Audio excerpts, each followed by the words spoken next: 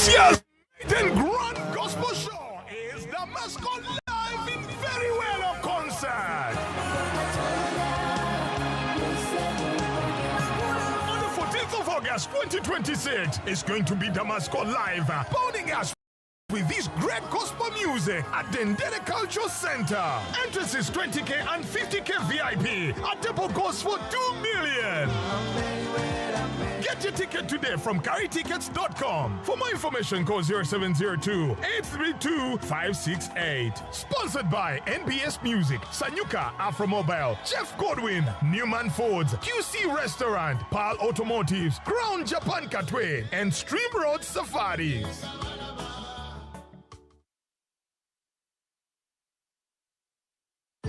Looking for a household cleaner that truly delivers? Meet Appo, the antibacterial cleaning powder for bathrooms and surfaces. Appo is formulated for 3-dimensional cleaning. It's a scouring agent that scrubs off dirt and stains, a germicide that kills 99.9% of household germs, and it works with water to wash everything away, leaving your bathrooms and ceramics hygienic and sparkling clean. Keep up hygiene standards without breaking the budget. Switch to Appo today. Appo is available at supermarkets and convenience stores countrywide.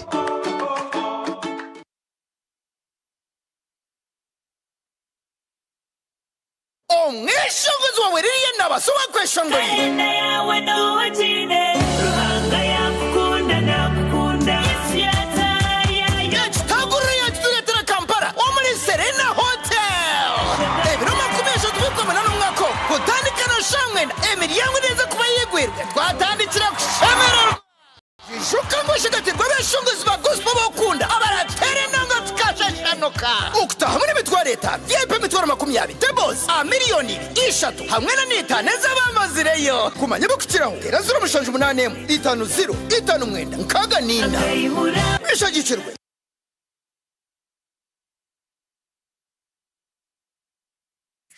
The parent is Tuliahewa Dixon. And the child is Tuliahewa Esther. Oh, Kambera gwete kwa mchisha. Isha watu yahewa Esther. Wahangura school fees.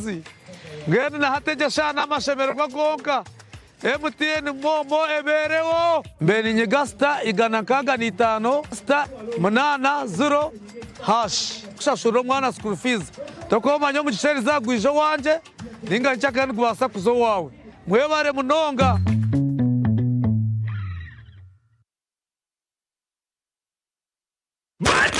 Rikoze kutusako Khalifa agalaga Nanyini ngato Nanyini kaviri Nanyini nyimba Chameleon wa generation eno Munasanga festival Muchibira nkobe piramide mukaga Namu agasi piramide mukaga Elweza Forest Resort Jango Boot Edition Jango ya madenga tu ya aganaga Eno festival ya fefena Kwingene mitwale biri Yepi mitwale 5 Walwe meze ya kakade Kukatane milioni 3 Ne ababende milioni 5 Abano kwingene 15 Abasekendwe mutwalo Aberekedwa kabayimbi bona Niba comedians Munasanga festival Muchibira Forest Resort Elweza Luboaga City.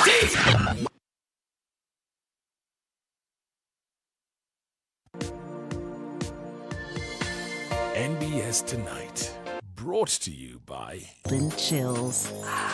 Start something malty with the new Evervest Malt Apple and Pineapple. Try the burst of sweetness and malty flavor. It's 100% taste, 0 alcohol. Available in a shop or supermarket near you. What does it take to turn an empty apartment into a home that tells your story? This week on Property 360, we step inside a breathtaking transformation of a 3-bedroom apartment. So over the period of time, as we were starting the project, I made sure that I asked him, what do you like? What do you think we should focus on? But from the beginning, he was very clear he has a big love for cows. We explore how new mortgage solutions could make home ownership more accessible. We have a very significant housing deficit in Uganda. Almost a deficit of 2.4 million homes. Now, that's really a problem that has to be solved. And I am glad that Diamond Trust Bank has now come up with really a launch of a solution that every Ugandan should be excited to partake. And then we take you inside East Africa's biggest building and construction expo.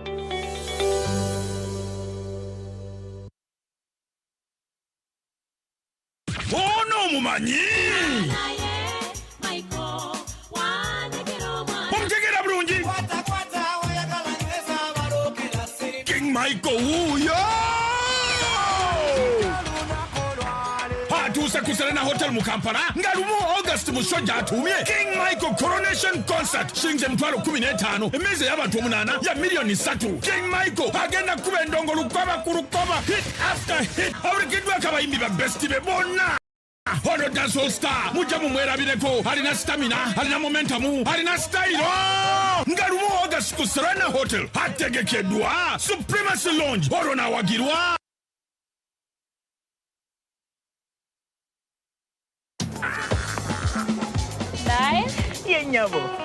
You wanna make this the food that says you wanna do that dancing still Candaling and no ya night Sika de buto one night Nailo akro ya Sika de buto one night Candaling and no ya night. Cook better, sell better with Nile Healthy Cholesterol Free Cooking Oil and non-sticky wheat flour. Nile, yenyabo. Olw'okwagala okugatta omutino ku music ewaffe ow'obuwangwa naddala kadongo kamu n'okumuggulira akatale ak'omulembe aka digito Airtel Uganda ne Uganda Communications Commission bakutuusaako atakula bakunyooma. Gold is gold bakabikabi abagikuba nga 3 July ku Sheraton Gardens wano mu Kampala. Freddy Sebata, Dani Mugula, Matia Luyima, Miss Sarah Sega Mwenge, Kakumirizi, William Mukabya, Masias Warukaga, Freddy Sebale, Gerard Kiwewa, Jigiri, Kasiba Kapo, Harriet Sanyu, Nabitaka, Betty Nabulia, Aisha Nachito, Bonamu, atakula bakunyoma, okwinga shinje mtwalo 10 vyepi mtwala bilate meza ya milioni 3. Gula tiketi yo okuva ku Airtel Money, ku CBS FM, ku Papa Sport, ku Jod Kala Solutions paka last machinye, na ku Sheraton Hotel wanyeni, Sheraton Gardens asatu mu July, tutandika sawe mu yakawunge, yanyeni, kati ngonobeera wa. Wagidwa, UCC, Rospom, Movet, Afro Mobile, Nesanyuka TV, ne Airtel. Atolo de bitegekebwa, Balunya Promotions. Climate change is no longer a distant threat. It's a daily reality for Uganda's most vulnerable communities, from the oil-affected landscapes of Bulisa to the indigenous Tempeth communities of Moroto. Environmental human rights defenders continue to stand on the front lines, protecting their land, livelihoods, and future despite growing risks. Theme: Threats and Challenges to Environmental Human Rights Defenders in Uganda. What threats do they face? What challenges stand in their way? And how can their voices be protected? Join the conversation this Wednesday, 29th of July 2026 from 10 a.m. to 11 a.m. live on NBS Television.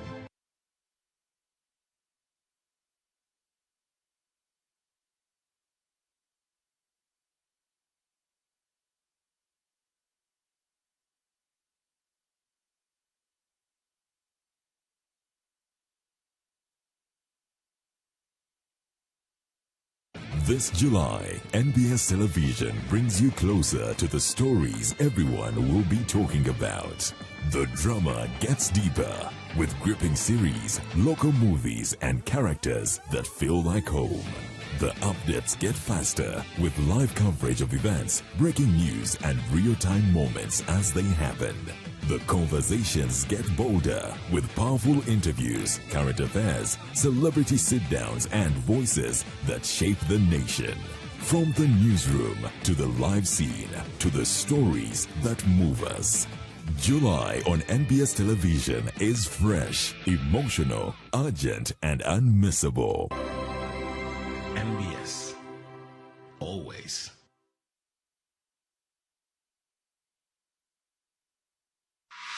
What if For one day, you stopped dreaming about success and started living it. This is the Young and Ambitious movement, opening boardroom doors for Uganda's next generation of leaders and game changers. Your journey starts by joining the tribe, where you'll take on exciting challenges designed to test your creativity, leadership, confidence, and hustle. Then get the chance to meet CEOs and top bosses, share your ideas, build your network, and if selected, step into their shoes for one day before joining them for an exclusive roundtable discussion. Think you've got what it takes? Follow Next Radio, NBS Plus, and Next Creator to join the Young and Ambitious tribe. Or send join to 0706 106 106 to register. Young and Ambitious. Dream bigger, get in the room.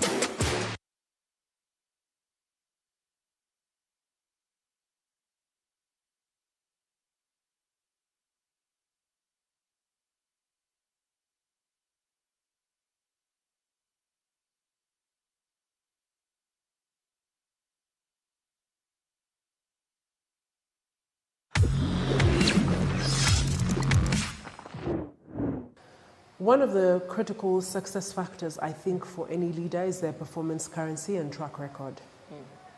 You can be as networked as you want, and God may open many doors for you, but if you get the opportunity and don't deliver on your mandate, that opportunity will soon be cut short. And I think we don't pay enough attention sometimes to delivering results and not making excuses or giving reasons. So right from the time we're students and going through school, and this is what I tell young people, as a student, your mandate, your primary mandate at that point is to get good grades. All these other attendant things like leadership development, public speaking, and all these other soft skills that people like to develop comes secondary to the primary mandate, which is to do your best and endeavor to excel. Nothing gets your foot in the doorway like a good academic piece of paper, a good track record, a good reference that says, yes, you have this person on your team, you work with this person on your team, they're going to deliver the goods, they're going to deliver on their mandate. So one is the performance currency and a good track record, academically and professionally.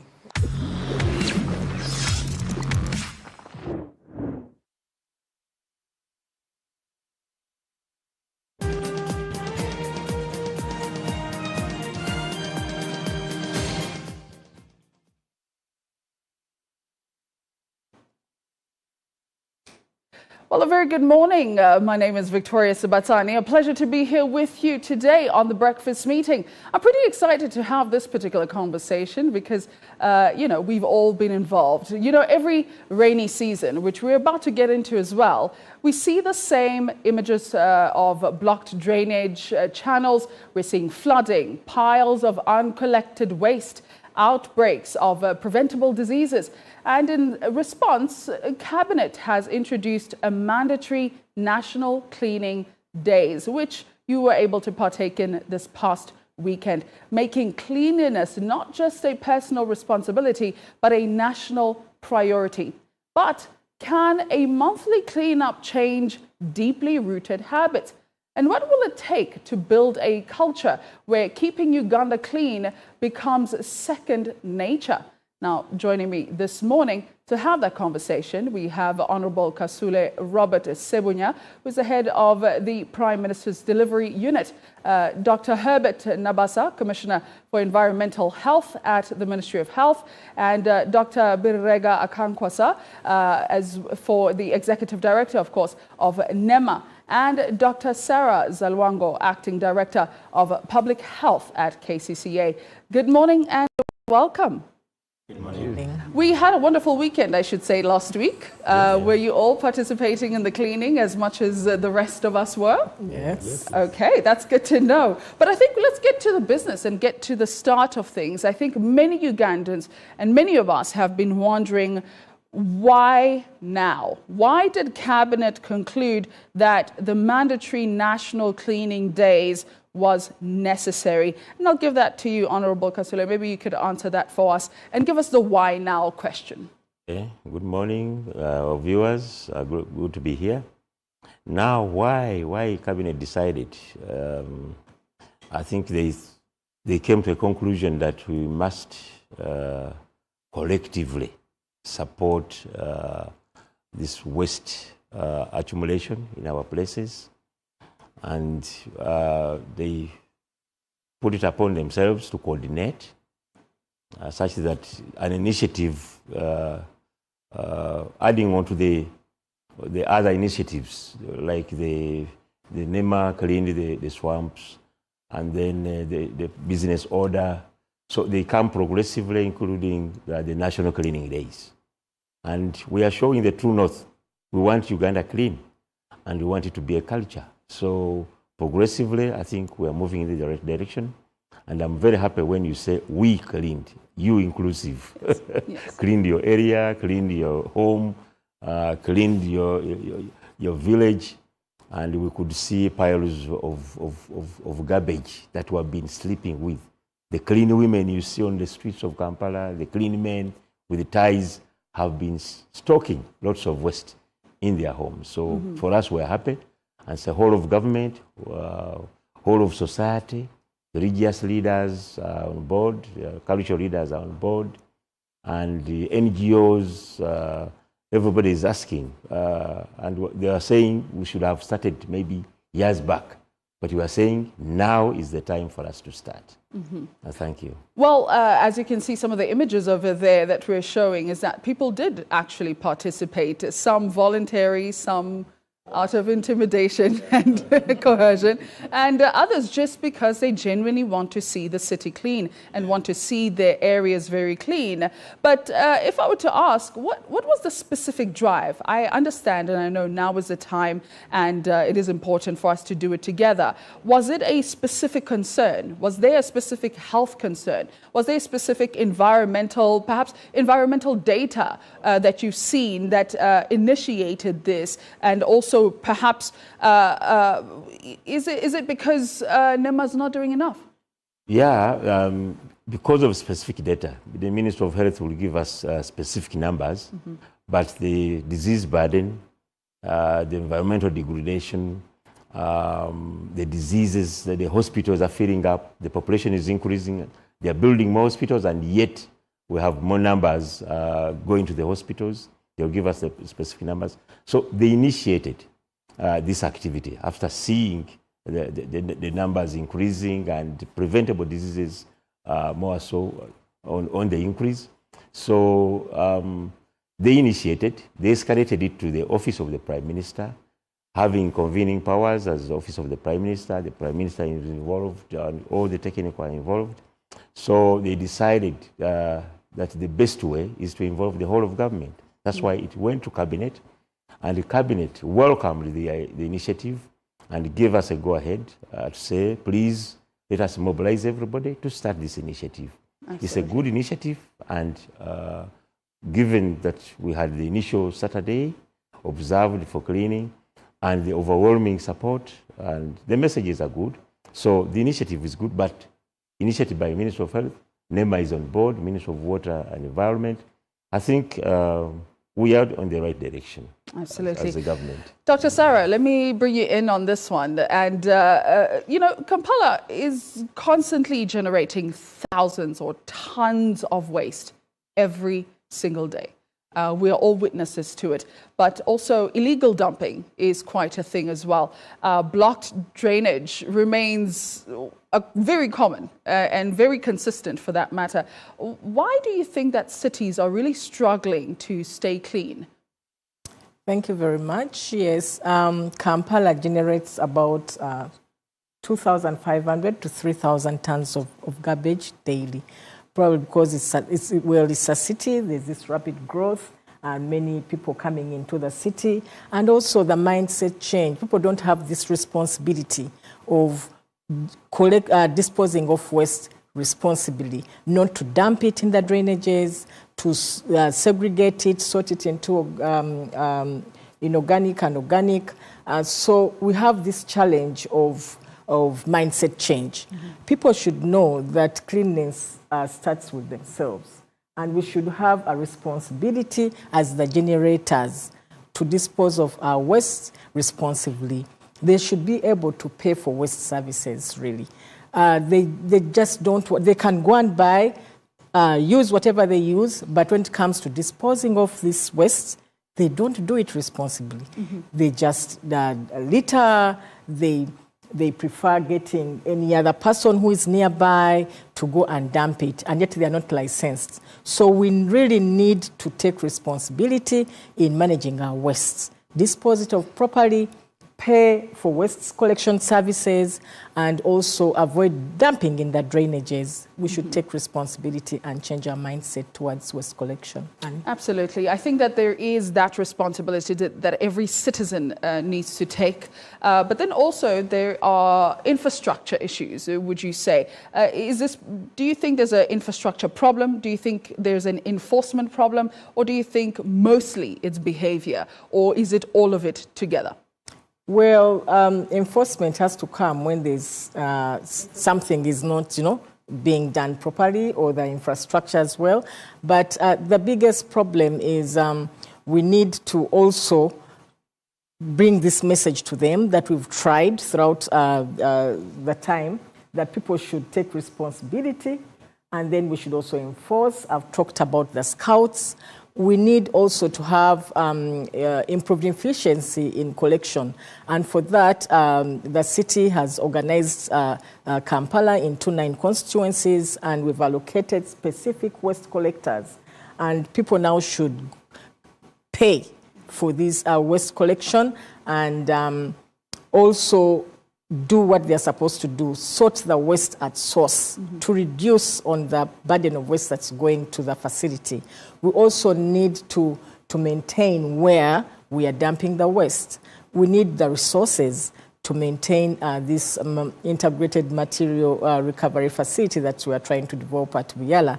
Buyala facility is one facility in the region where we have MPG dumping, Nansana dumping, Chirab dumping, and it doesn't have the necessary infrastructure to handle that waste. So as we also look at the upstream, the generation point, we also have to look at where it's going. Because the turnaround time, with the waste that was generated at the National Cleaning Day, it has taken us days. We are almost closing in, and I think today is the last day. Thanks to everybody who has taken part, who has supported us in evacuation of this waste. And where it's also going, we need support, because we need to maintain that facility. We need to have a modern facility so that the two move in tandem, the collection and where it's going. This National Cleaning Day has brought out a number of issues. It has shown how much waste people are keeping, and yet it affects their health. And then it has also shown that the efficiency is not that good. Otherwise, if it was, we would not have all that. Also, it has shown that we need to do more enforcement to ensure that people do pay for the waste collection services, and the waste has to be collected, monitoring the waste collectors as well, and where it's going. The turnaround time has been a little longer because it's the only facility in the region. Absolutely. I'm glad you brought in the health aspect of it, which is quite important. And Dr. Herbert, this is your chance. When we often talk about the environment, it's very easy to separate the environment and perhaps even our health, if you really think about it. Not everybody has that connection, but it's very closely linked, if you were to say. Maybe let's start off with how poor waste management translates into disease outbreak. We just got out of Ebola, thank God, but there are many other diseases that do come up, and people just don't know how linked they are to the environment. Maybe give us a breakdown on that and link it together, our environment as well as our health. Thank you so much. And for context purpose, I think all Ugandans watching us, and for those listening in, need to understand that the cardinal purpose of protecting environment is to achieve public health, to have a healthier people, healthier population, productive population. So whether you're protecting wetlands, whether you're planting forests and tree cover, whether you're creating a good air, the whole purpose is to ensure that we have a healthier population. And so the burden of disease is the biggest driver. When you look at most of the indicators that we have, for instance, in malaria, diarrheal diseases. We've been talking about the people we lose, the under 5 mortality. We lose almost every day 33 children due to diarrheal diseases. And what does that mean? That's actually waste. The waste that we see in hospitals being poorly managed, in communities, markets. So that waste translates into the burden of disease. So you talk about several other diseases such as typhoid, cholera, dysentery. So many of these diseases are largely linked to environmental sanitation and poor hygiene. You remember, for instance, when we had COVID, the biggest tool we used to avert COVID was basically hand washing. Now we've been in Ebola, we've come out of it, although we still have a burden due to our neighbor. Still, we are emphasizing personal hygiene, proper waste management, as critical public health measures to ensure that we avoid the disease. And so the burden of disease is very enormous, it is big, and the only tool we can use actually is to ensure that we take on environment as a personal responsibility. So cleaning environment at an individual level and a collective level is the only measure we can deploy. And we're talking about 75% of the diseases being actually preventable. So for every 100 patients that we have in the hospital, 75 of them are not supposed to be there. The other 25 are people who can be there maybe of unavoidable accidents and others. But largely, we can prevent the burden of disease. And the aspect of sanitation, hygiene, waste management are those critical measures. Once well deployed at a personal level, we can actually avert many of these diseases. The returns on investments are good. The money we spend in treating ourselves due to malaria, for instance, and we are talking about simple things here. We are talking about, if you're an individual, what do you need to do? Can you clean the bushes around your house? Can you ensure that you don't have stagnant water in your house? At a community level, can we avoid drainage channels where most of these mosquito, the larvae can breed? Once we do that, then we're able to bring down malaria indices. We're able to bring down the other diseases, and then we deploy the resources into other meaningful infrastructure. For instance, the country has a huge demand for infrastructure, road network, but the money we spend on health is catastrophic. So we'd like to reverse that. And the beauty is that once you invest that money at a personal level and at a national level, then you are able to save all that money and be able to productively invest in other infrastructure and develop the country. Absolutely. Yes. Dr. Birega, allow me to bring you in on this one. I brought you in last because I feel like there's somewhere where we need to go in particular. Let me start off with what are some of the things that you have noticed after the National Cleaning Day? What are some of the things that were highlighted very clearly that are gaps that need to be answered? Thank you for having us. I want to start by thanking all Ugandans for actively participating in the maiden launch of the National Cleaning Days. I think it was a great success, and I salute Ugandans. I saw the men and women in uniform actively engaged and directing and guiding people on how to clean their communities, and it's an initiative that we should all be proud about, and we should continue pushing.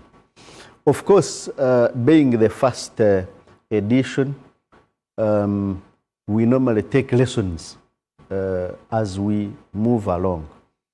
For example, we've realized that the amount of waste, the volumes of waste in the communities that was not coming to the waste management facilities was actually huge. So it has shown us the amount of investment that we need to effectively enable evacuation, timely evacuation, and efficient evacuation of the collected waste. So we need to support the local governments, we need to support urban authorities with the capacity to collect, transport, and most importantly, manage. Because the disposal sites, we need to invest in disposal facilities. But of course, to manage disposal facilities, we have to start from the collection arena. So at household level, we need to start sorting our waste, segregating our waste. Now, when we segregate our waste, it would mean that we shall use part of it as value, and less, or actually very minimal, will end up going to landfills. Elsewhere in the world, people no longer use landfills. Landfills are something of the past. Plastics can be recycled back into other products. Organic waste, we need it very, very much. We shouldn't be cutting our trees to make charcoal, yet we have organic waste that we can use to make charcoal. We shouldn't be spending money on electricity when we can actually generate biogas from organic waste. We can make organic fertilizer. Why should we be importing fertilizer from Ukraine, from Russia? Moreover, you know, with chemicals and other things which create problems for our environment, for our soil fertility. This organic waste is the best form of fertilizer you can have, which is safe for environment and safe for human health because it does not have dangerous chemicals. So there is a lot that we can do if we segregate waste at source, but to achieve that we need to start with mindset. And the National Cleaning Days is the first step in developing that culture, that mindset, so that every citizen, every person living in Uganda accepts the responsibility vested in him or her by the Constitution to create and protect a clean and healthy environment. Article 17 of our Constitution puts an obligation on every citizen to create and protect a clean and healthy environment. Then Article 37 places the obligation on government to ensure that that environment, clean and healthy environment, is kept. So it starts with me and you. Before we get that litter as our pollution, as our waste, it belongs to someone. It starts with someone. That someone has a responsibility to segregate it, to sort it, to manage it before it is collected by the responsible authorities like KCA, like other local governments, like private waste management transporters, and other private investment in the value chain of waste management. So the bottom line is, let's embrace responsible waste management. The primary responsibility of waste management lies with the waste generator, where it starts from. Before it becomes our point, we need to manage. Well, I guess a major question that I should ask each one of you, and you're going to answer from your perspective and also from the office that you hold. The major question has been, is a monthly cleanup day enough?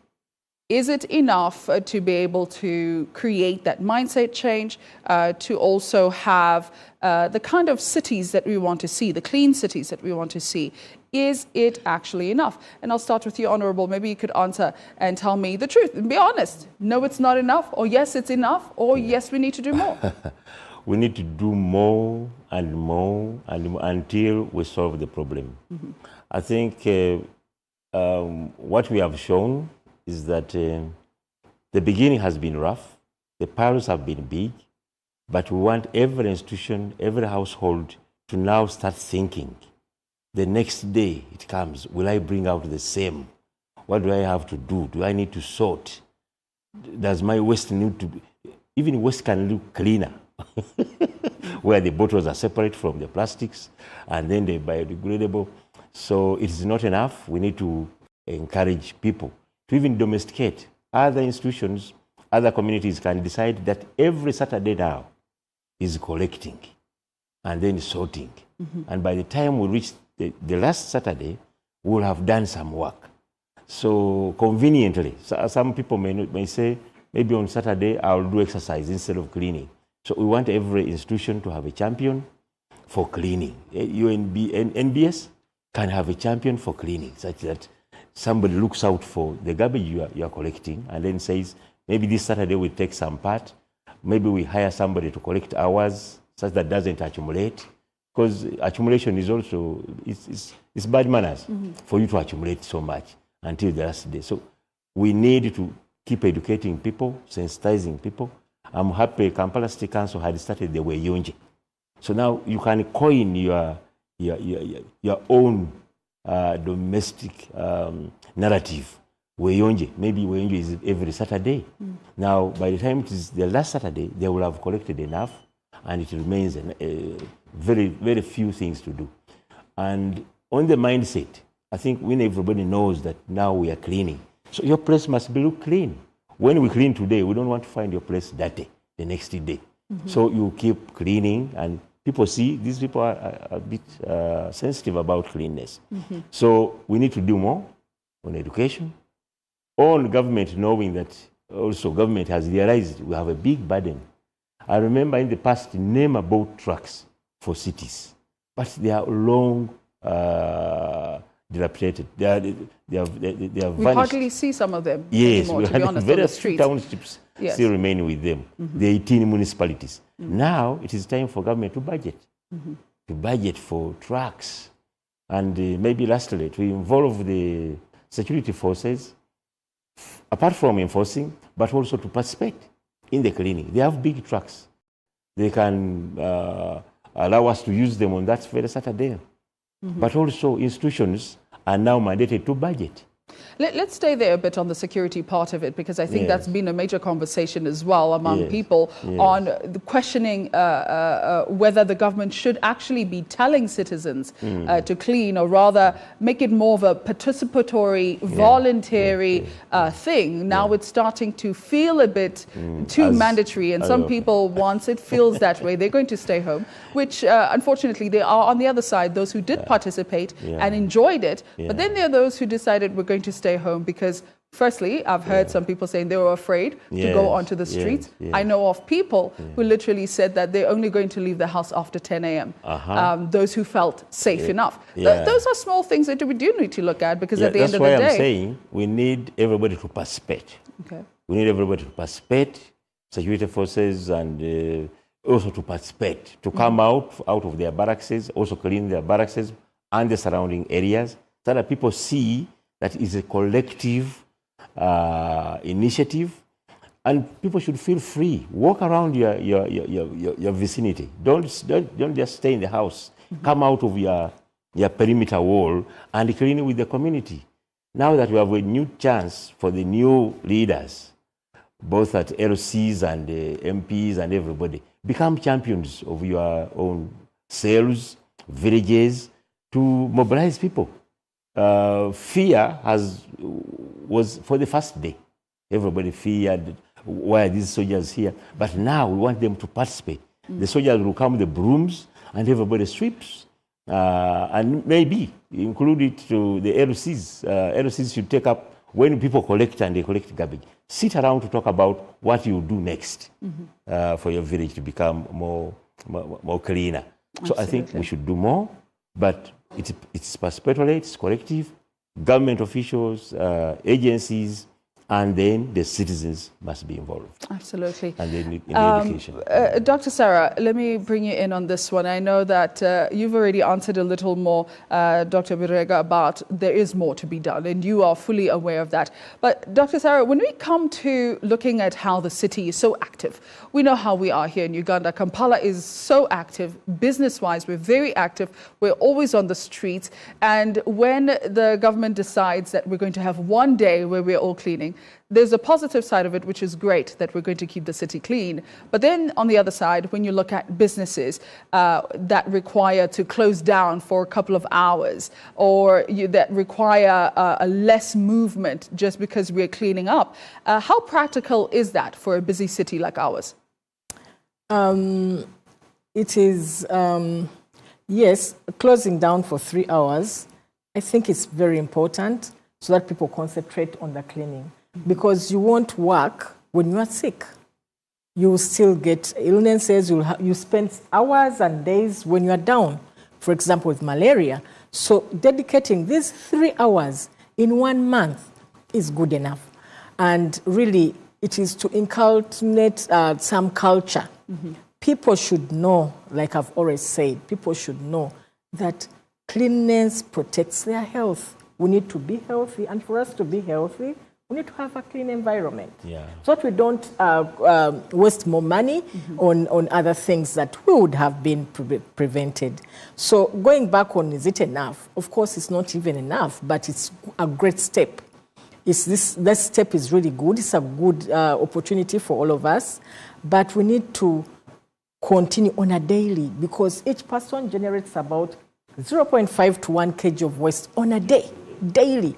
So this is significant for everyone. So if you generate about 1 kg of waste, why is it going on a daily? It's like eating every day. You eat every day. So you generate every day. That waste has to go somewhere. So as Kampala, we are going to continue with the weekly cleanups, the Weyonje cleanups, and we use this opportunity as well to sensitize people, and we are going to continue sensitizing them. This was also another opportunity for everyone to know the importance of having a clean environment and the need to have people really set time to clean. And this is going to continue. We are going to continue sensitizing people on sorting of waste at source. Yes. Yes, we know it's, but still, don't wait for that day. Do it on a daily. Could you perhaps encourage businesses, because now that we're coming into that space, I think some businesses are contributors of a lot of waste. A lot of waste, not just businesses, but also, I mean, hospitals, clinics. There's a lot of waste that goes... Hotels and all that. Exactly.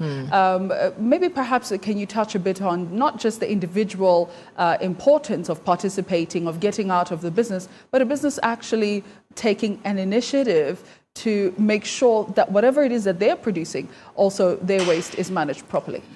Yes, those businesses out there, they have to know that it also, they have to take part in that. They have to avail bins, they have to segregate their waste at source, they have to be compliant with the environment conditions, the industries as well, the shops. And we have our environment officers that do the monitoring to ensure that these businesses also comply. We have sanitation officers, and it's going to continue. Please, business owners, you are not out of this. It's not at only household level. It's also at your place. So you'll be seeing scouts still coming in to ensure that you do your sorting of waste, that you dispose it of properly, that you have a contract or a service contract with a waste collector.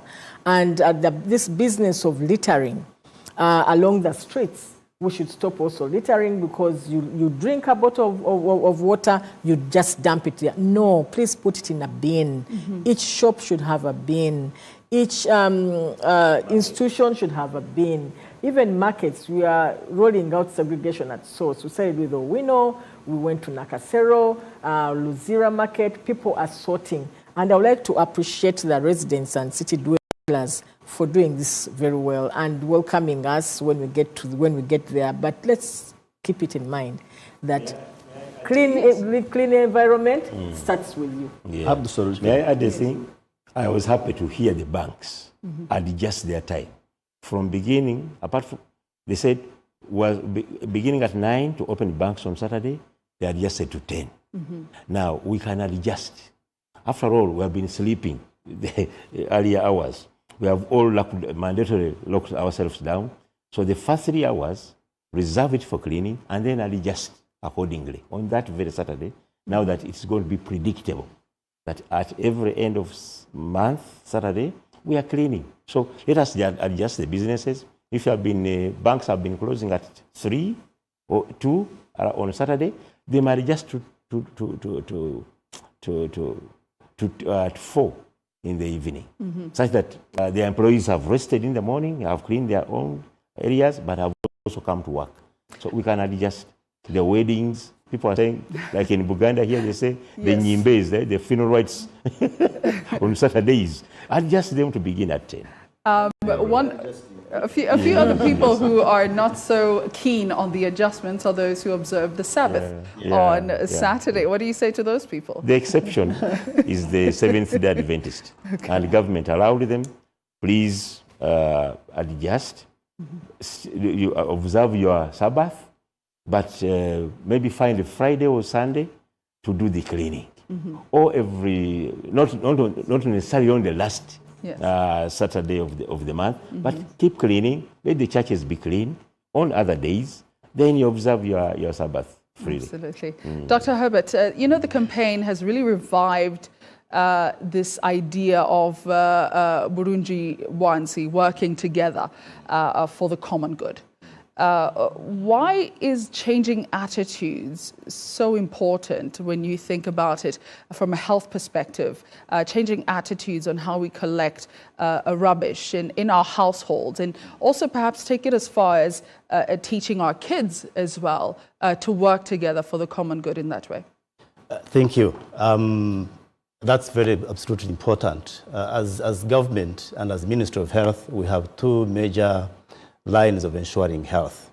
One of the obvious one is the curative, where we see hospitals coming up, treatment and management of patients. But the most important, and which government is highlighting as critically important step, is the prevention aspect. We hope that public health and ensuring health promotion and disease prevention is the way to go. Because we've done actually a lot of things. We put up health infrastructure, but we continue to see a big burden of disease. Actually, when you look at the NCDs, the communicable diseases, the cancers that are coming up, all of that is coming through problems of environment. We see things that we never saw before. A lot of cancers in children, a lot of things that are emerging up. Even many of these things that are emerging are One Health-related diseases, Ebola, COVID. Many of the things we see, hopefully, are rising out of rising temperatures. Even the malaria cases that we see increasing are as a result of high rate of growth of mosquito population. How do you tackle that? I think the only way to go is to go into prevention aspect. And I think you'll agree with me that once you promote and prevent disease, you're going to see returns coming up even into the private sector. And that brings me to a question of why are we closing shops, for instance? The role of private sector is very, very big, because the private sector thrives when there is a good environment. You look at, for instance, the amount of money you need to treat water, okay? So many of these drainage channels that are being choked, all this increases the taxes on the private sector people. So you choke the drainage channels, that money translates into the private sector people because they are the ones to pay the water bill. The burden of treatment, for instance, when you fall sick, it moves from the private sector now to an individual responsibility. So it's very important to tackle prevention than actually waiting for people to fall sick. And I think as government, we are happy that Ministry of Health, working with our partners, we are able to use the whole of government, whole of society approach, because we think there is no single ministry that can be able to tackle reduction of the disease of burden. It requires that individually we become responsible. It requires that collectively all the line ministries, KCCA for instance, we need to give them a hand. NEMA, the OPM, we thought that actually we cannot go a long way without a collective coordination mandate, because again, OPM has a convening mandate, and that's why they have been able to coordinate us as using a whole of government approach. So working together to clean this country is the only thing we can adopt to be able to control and manage the disease burden in the country. Well, I'm glad you bring up the idea of collaboration, and this is what this has shown, that collaboration from government level all the way trickling down just to us regular citizens and human beings altogether. I'm curious to find out, Dr. Birega, if there is or will there be any consequences, I should ask, for local governments or even just for people who consistently fail to maintain sanitation standards where they need to be. Yeah, the name is Barirega. Barirega. Thank you. But before I answer that one, I wanted to contribute to, very briefly, on whether this is, the National Cleaning Day is enough. It should not be seen as an isolated intervention. It should be seen as an intervention coming to strengthen the already existing interventions, and it is not going to replace your day-to-day cleaning obligation and ethos in society. No, it is just an addition to strengthen, to bring together everybody who is already doing something. So what people have been doing should not be stopped and replaced with this one. No, this should be in addition. And why should you go to sleep when others are cleaning? Because if the road is flooded, if the waters get polluted, the sleeping is not going to help you. So don't wait to be policed to do the right thing. Are we adding the no sleep on this side as well? Yeah, there shouldn't be no sleeping. Okay. There should be no sleeping because we are where we are because of that sleeping. Now, if you go to sleep, then we are not solving the problem. Self-defeating. If all of us were doing what we were supposed to do, then we wouldn't even have community pollution because the waste would have been managed. But coming back to your question, we shall use a multi-sector approach. We shall have education and awareness, collaborating with everybody, bring together everybody, and that's what we are doing. But answering your direct question of consequences. Are there consequences for those who do not? I want to bring you to the attention of Section 97 of the National Environment Act, Cap 181. It's a criminal offense to litter, because that's where it starts from. It's a criminal offense to throw waste from your vehicle onto the street. It's a criminal offense to not collect waste at your premises. And the fine goes to 11 million for ordinary waste. Have we seen enforcement in that area, if I may ask? We shall come. We shall come to that. Now, when it is aggravated littering involving littering of hazardous waste like medical waste and other waste which is hazardous, it becomes aggravated littering and attracts a sentence of 10 years imprisonment under the same section and a fine of up to 100 million. So people must not think that this is, a voluntary only. No, there is a legal requirement that you must be clean, you must not litter, you must manage waste at your premises. But we don't want to begin from enforcement. No. Enforcement should come as a last resort. We want to mobilize the people, educate them, walk the journey with them, so that they appreciate that if we do not clean ourselves, we are increasing our disease burden, as the health expert has said. We are destroying our wetlands because the waste will be dumped in the wetlands and the forests. We are polluting our water bodies, and the diseases will come back to us.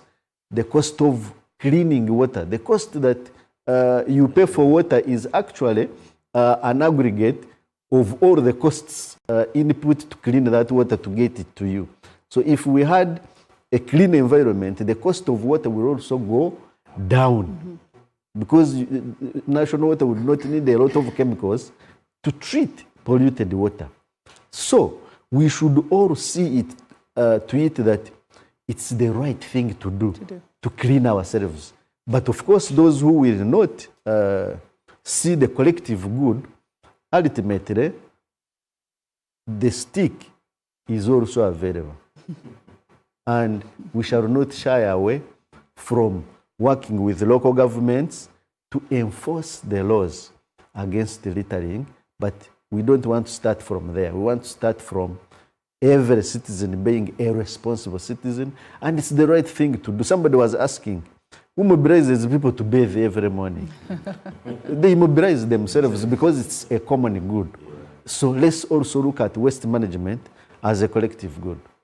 We mobilize ourselves because we were taught from when we were young. So we also have a responsibility to not just bring this to the adults. I think it does start from the kids, from primary upwards, and we grow with it. In fact, what we have told schools is to encourage their schools to begin sensitizing the children, teaching them that we clean around, not only in our classrooms, compounds, but also around the schools. It looks very funny for you to have the school, clean school, and outside the school, you have waste accumulated.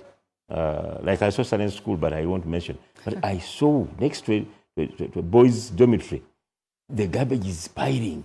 So what are you teaching that child?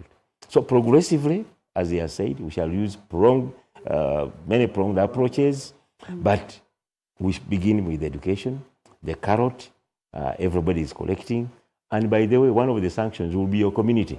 For you to be, everybody to be cleaning and you remain in your house sleeping. With the time, they will start questioning you.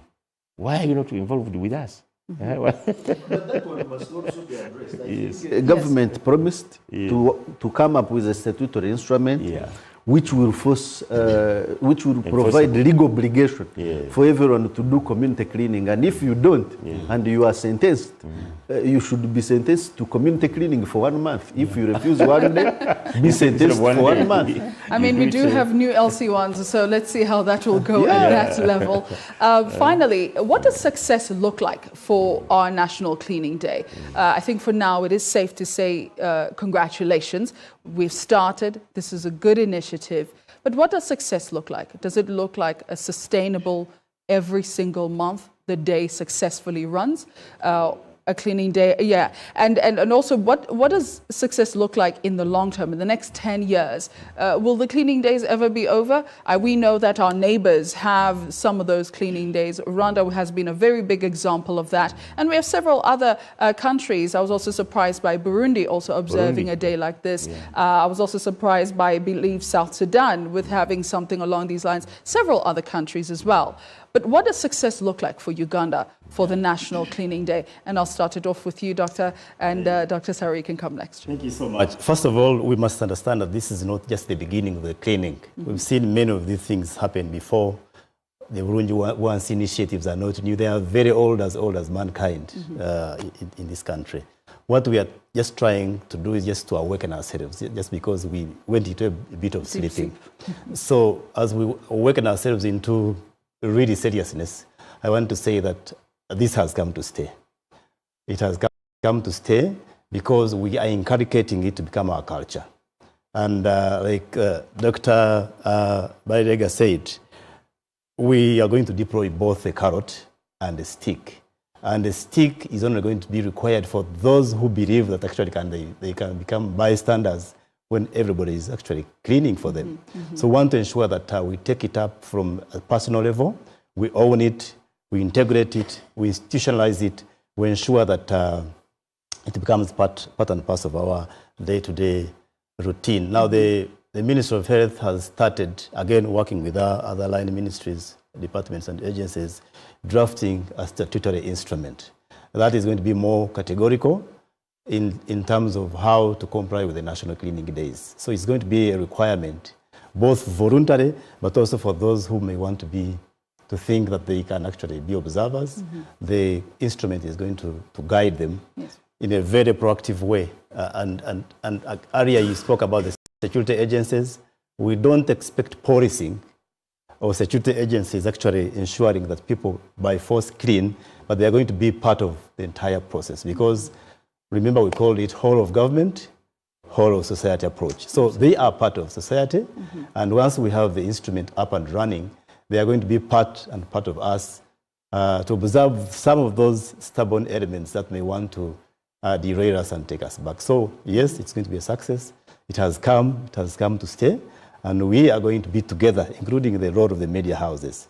I know that government doesn't have a lot of resources to continue educating public. We are going to bank on your support as the media houses to be able to continuously speak about this cardinal responsibility so that we can fully enshrine it in our mindsets. Absolutely. Dr. Sarah, what does success look like from your point of view? From my point of view, it will depend on the collaborative action from various institutions working together, NEMA, Ministry of Health, supporting each other, media, so that we have it sustained. Because it's a good initiative. So if we continue in this spirit and we all work together, when there are challenges, for example, what happened on the first day where we had a lot of garbage come out and we need to have this collaborative effort, seeing Office of the Prime Minister come in, seeing NEMA coming in to support even other municipals, because you could mobilize, but other municipals are still suffering with garbage along the way, and it's going to end up, it started raining, so the garbage is going to end up in the drainages. So we need a real support from the various institutions to have this continue. As Kampala, we've been doing it, so it's going to continue. Absolutely. Yeah. Dr. Barrega. Yeah.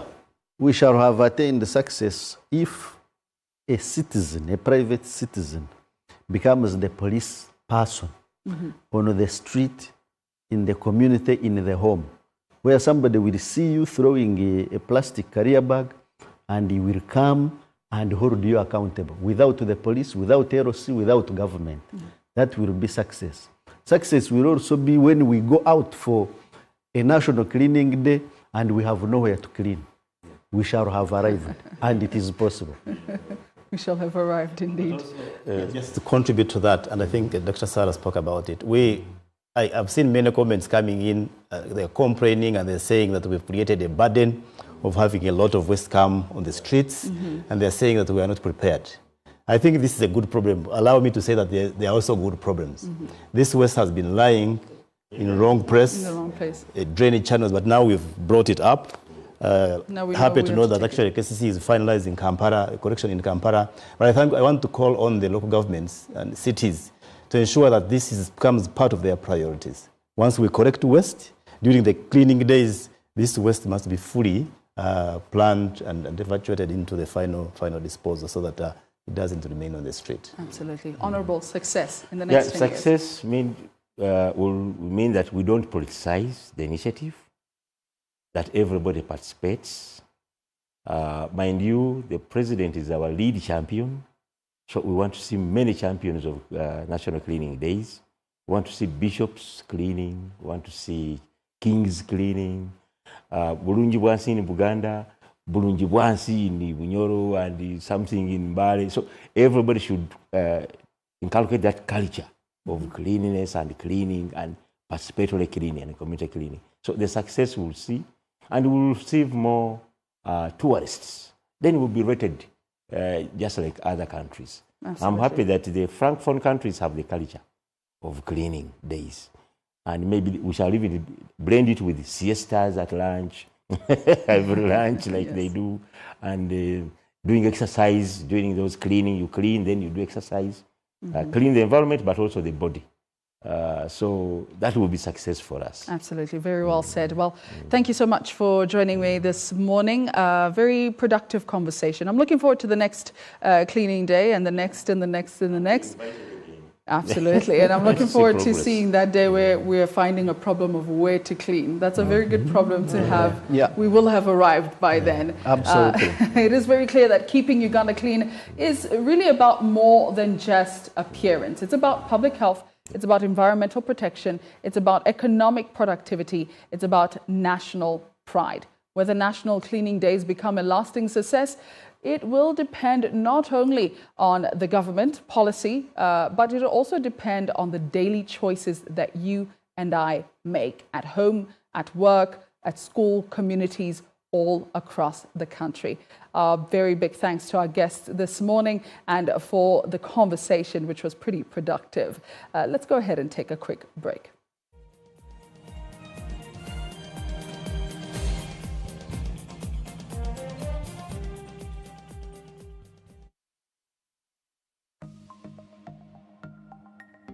Better study tips. Protect your digital money from phishing scams. Be cautious of suspicious emails or texts asking you to click on links. Instead, visit the official website directly to ensure you're accessing a secure platform. In partnership with Uganda Communications Commission and NBS.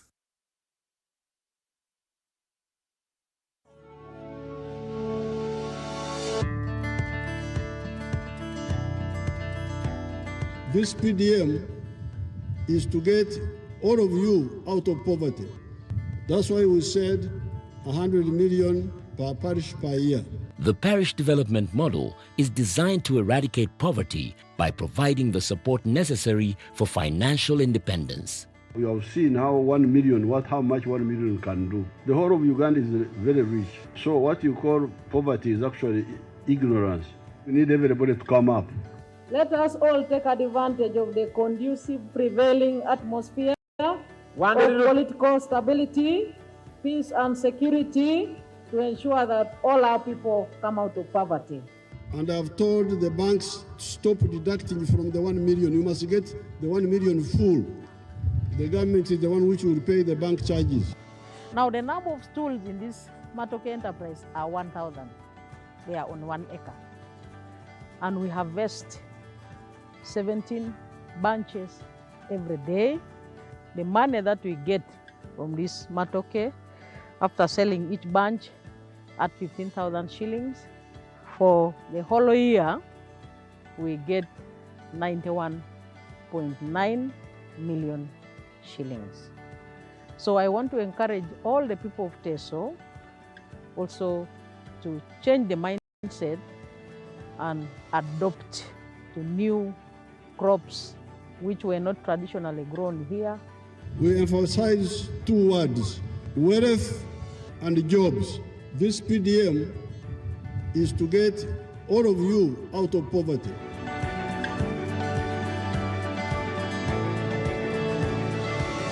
This message is brought to you by the Ministry of ICT and National Guidance.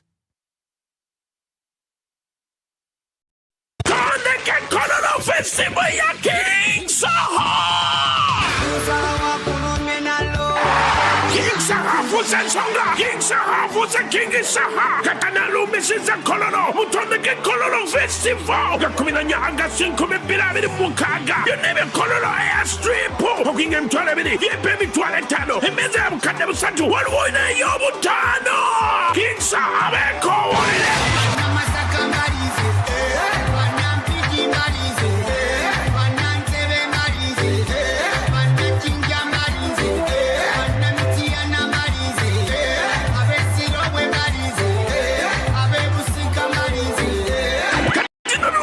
Yuka TV, NBS TV, NBS Music, Yuka Tunes, Capital FM Uganda, the Big Farmer.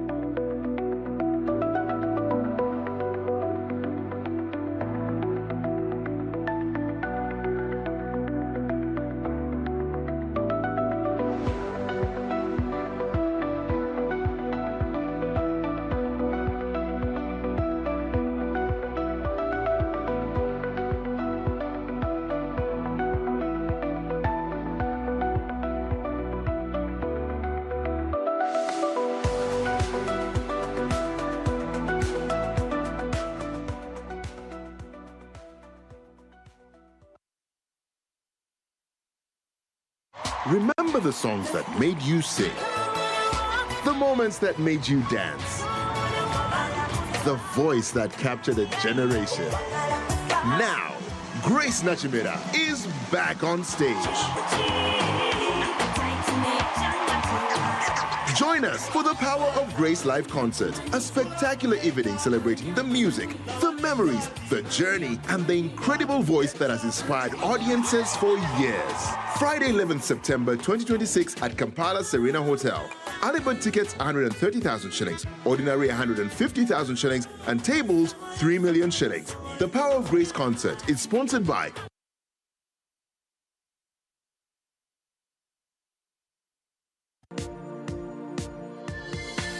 NBS Tonight, brought to you by Chills.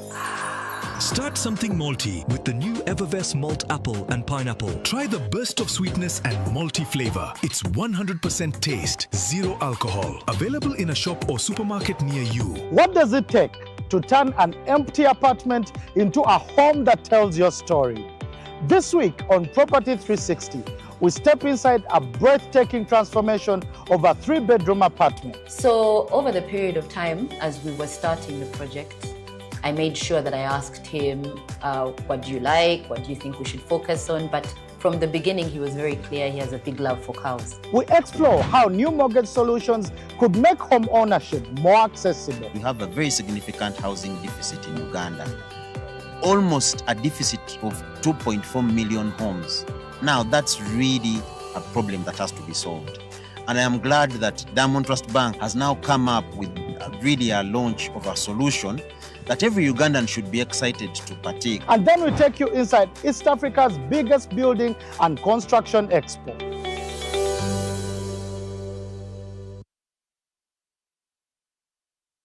But now Uganda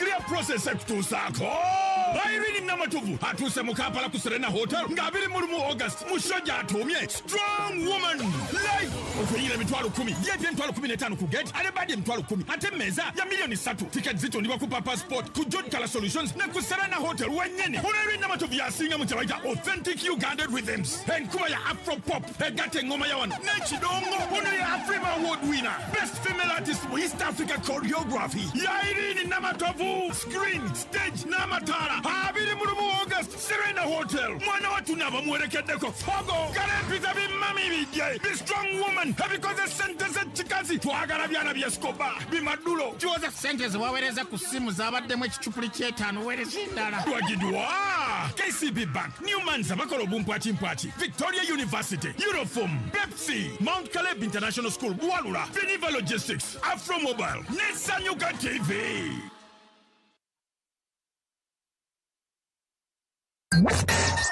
The world is going digital and creativity is no longer just a passion, it's a pathway. Next Creator is building dignified job opportunities for young people by turning creativity into real careers. It's about more than just content. It's about learning digital skills that lead to sustainable income, branding yourself with confidence, understanding influence and the digital economy. Next Creator equips young creatives with the tools they need to grow, adapt and thrive in a fast-changing world. If you want to turn your ideas into opportunities, if you want to make creativity work for you, this is where you start. Next Creator, your skills, your future, your opportunity.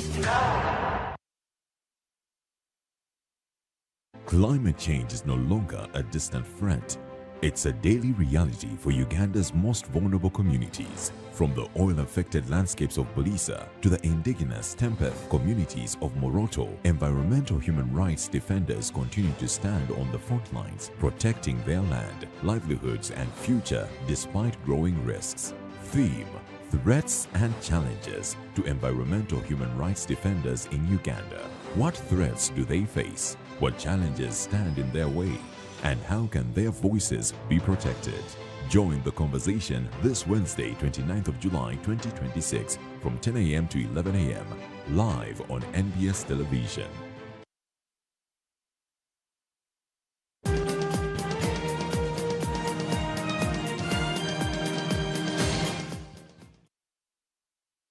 Good morning, welcome back. You're still watching The Breakfast Meeting with myself, Victoria Sabatani. Now, let's continue on the conversation about the environment, keeping it clean and in different ways.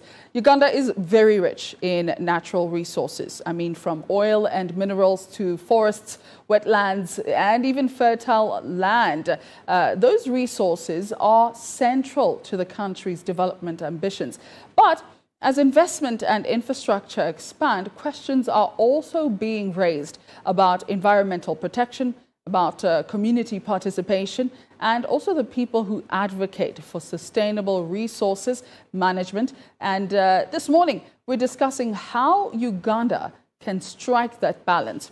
Now, joining us are Andrew Byaruhanga, Executive Director of Resource Rights Africa. And we also have Paulel Onekan, I hope I'm pronouncing that correctly, Executive Director of Birudo, and Tom Chisembo, who is a land governance and development expert.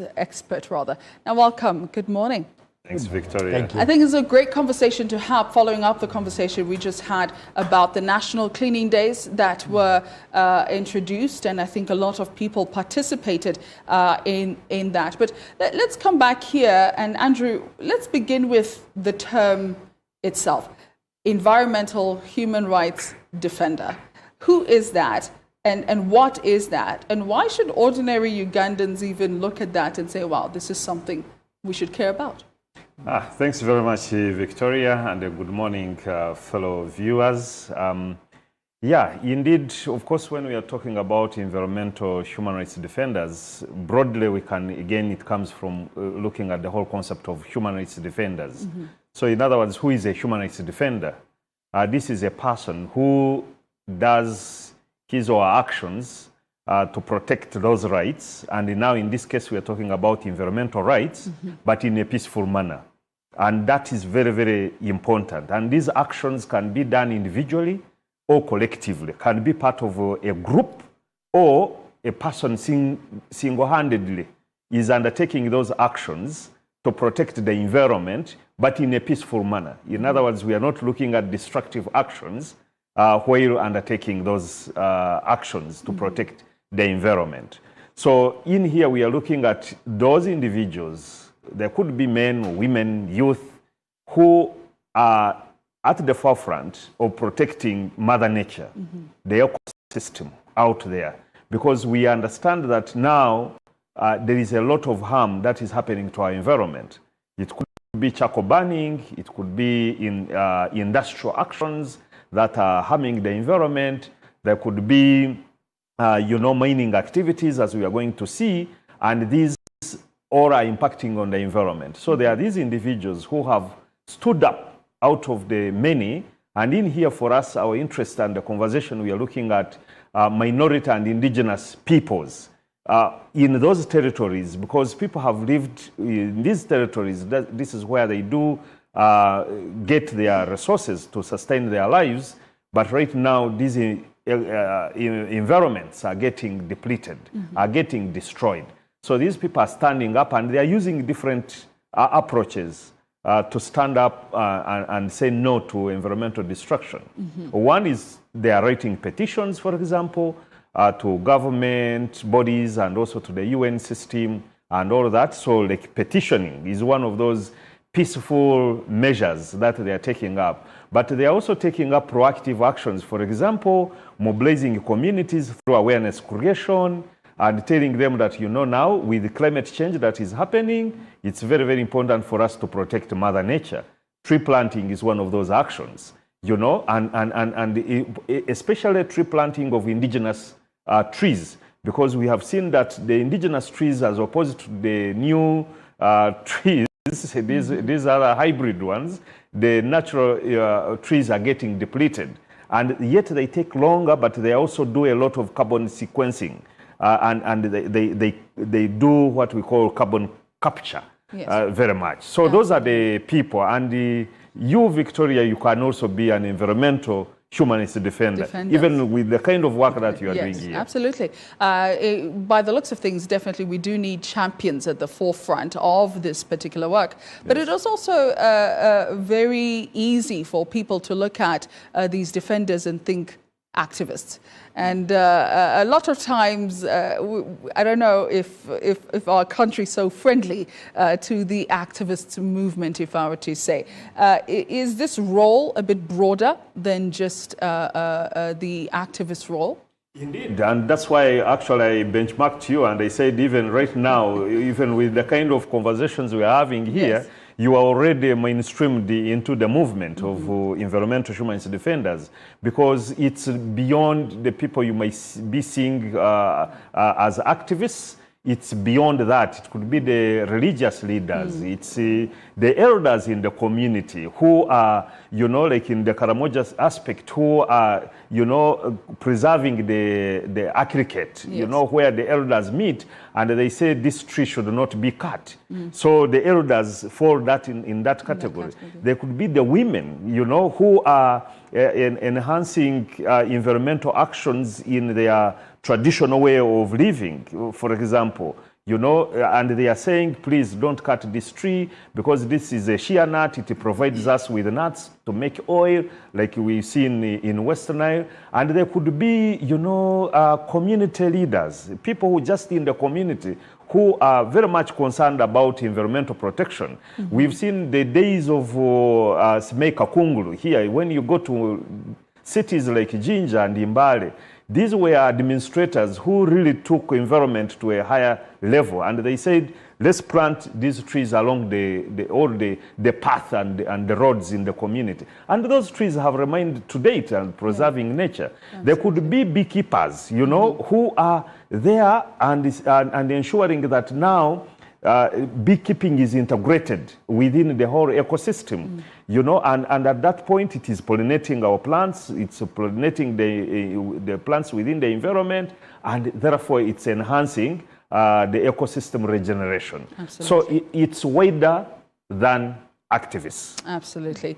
I'm glad you gave us a benchmark then, also an understanding of who these people are, and can be anyone and everyone who actually cares about the environment at that level. Tom, allow me to bring you in. I believe Uganda is really pursuing industrialization. We are growing. There is development. You know, there's the oil production from mining. From a governance perspective, how do we then balance these national priorities that are quite important and are being funded heavily, for that matter, also with the protecting the environment? How do we balance those? How do we balance also the rights of the affected communities? Yes, thank you, Victoria, and thank you, the viewers. They are, yes, as you've rightly put it, they are always going to be competing priorities, and right from even the biblical times, when we bring it to the closeness of what's happening today, there are going to be competing priorities. That has to happen, and it has been happening, and will not stop happening. And we're looking at Uganda as a country. When you look at even the pre-independence time, looking at the independence time, and then coming to the present time, there are always going to be competing priorities. And now we have all these priorities coming in, as you have said, industrialization. But one of the things that we have to note when you're looking at industrialization and looking at all these other aspects, not only industrialization, by the way, there are so many other things. There's agriculture. There are all these movements about growing forests and growing all these other crops, and they are huge. And there's settlement, there's urbanization. So all these things are moving so fast. But one of the things that we have to think through is the fact that we try to strike a balance. In reality, a balance is not possible. But we have to think through and so we can strike a balance. And one of the ways, we've got very interesting policies in our country and very rich policies in our country. We have got all these land policies. We have policies about refugees. So these are some of the things that are bringing a lot of competition in terms of the environment. But we have to relook at what is it that is in for us in terms of the environment, knowing that Mother Nature provides all this. I've interacted a lot with the land and the different facets, refugees and mining and oil, and that is the whole idea you find. It is basically to know how that Mother Nature, we should try to restore Mother Nature. For me, that is one thing. And I usually share with my friends that every other time we move, we need to plant at least a tree. And children have to get to know that in school, our children at home, we have to start planting our own food and feeding on our own food, because the more we start looking out for all these other things, the stress on Mother Nature increases. And when it comes to how we could think of protecting the different communities, we with colleagues, we've been doing a lot of work in terms of striking the balance, but looking at land governance, for instance. I'll just focus on land governance, for instance. What are some of these aspects in land governance that can try to protect these communities? When you look at aspects like land registration, the communal land associations, land demarcations, boundary markings, giving these people their land rights, so that, because we know very well that everything that we are surviving on planet Earth belongs to land. So even as all these climate issues affect us, they are coming central on land. So we have to look at some of those in terms of protecting the communities. And when it comes to the particular communities, for instance, when you look at oil and what has been happening, I've been advantaged that I did a seminal investigation on oil as early as 2008. Oil exploration and land issues. And it was so interesting. The findings are still continuing. It is something that is living. So when we have colleagues like this, these are friends who've been in the trenches, like we see all this trajectory of things happening, and we are saying, come in, bring in knowledge so that people understand what's happening in this sector, so that people can understand and know that if it is a human rights defender, it's not just a human rights and environmental human rights defender, but when you are defending the environment, you are basically defending human rights. Because as long as you infringe on the human rights of others, you are basically causing havoc and chaos and conflict. We've done all those kinds of assessments, and we have to be able to get this. But also the other thing that is very, very important is to skill and give a lot more information in terms of so many ways. The digital divide is real, as sharing with the digital divide is real, the gender perspectives are real, and we need to get on the ground and say, how do we collaborate to skill all these people? Some of them have not been to school, but there are ways. Communities are rich in resources. I've worked with communities for over 20 years. They are rich in resources, and they always have all these resources. They have their groups. They have how they can come together. So communities can even stand up. We've had interactions where communities can stand up and say, we have this particular conflict, and they sit with Total and discuss, and something is weaved out. So we need to give them a lot of spaces to be able to express themselves and to listen to them, because they are the custodians of their of their environments, and we are also custodians. And lastly, when it comes to collaboration in terms of this, it is not just like we've mentioned, we've been talking about the environment. Yeah. Everyone is part of this process. There's no one who is different from this process. For me, the winner about the National Cleaning Day was that, because I did cleaning in my environment, I moved around, I went up to Bulisa, I found people had cleaned even in the sub-counties. So everyone is worried about the environment. Clogging of systems, clogging of tunnels, and people are cleaning the environment. So we need to get. If I'm getting you correct, you're saying within the tension, there is an opportunity for alignment if we all work together. Yes, if we need to all work together. We need to make this understood by all of us. And the whole idea is definitely, as look at all these, because even with the international frameworks, all these other frameworks, the climate change frameworks and the sustainable development goals that we had, very good frameworks. And all those are replicated in our policies, in our NDPs, they are there, and SDG frameworks. So we need to get all this close together, because if we don't wake up, the world is running amok. At least we should be different. We have our good food, we have our nice soils, we have our good people. We need to keep all these things. Yeah. We need to. Yeah. Thank you for that submission. Now, Paoliel. Yes, your work is heavily focused within the communities, and I'm glad that you mentioned some of those communities, Tom, in Burisa as well as Muroto. What are the concerns in those areas that people are bringing up? What is it that we're not seeing and hearing? Because some of us, you'd find us, we're so far away, we don't really know what's happening on the ground. Could you perhaps share some perspective on that one? Thank you, Victoria. Of course, as they have been putting it around, there are a lot of changes that are taking place in the community in relation to environment, especially loss of vegetations, forests. Even there are some rivers that are drying up. So they used to have some riverine forests. Those also contribute a lot.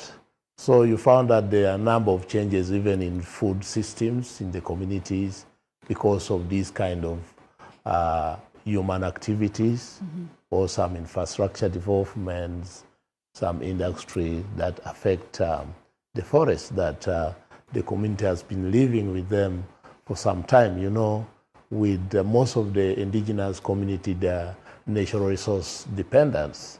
So once there is a losses in those forests, so it affects them a lot in terms of food systems, in terms of medications, in terms of fuel woods, and also sometimes building materials.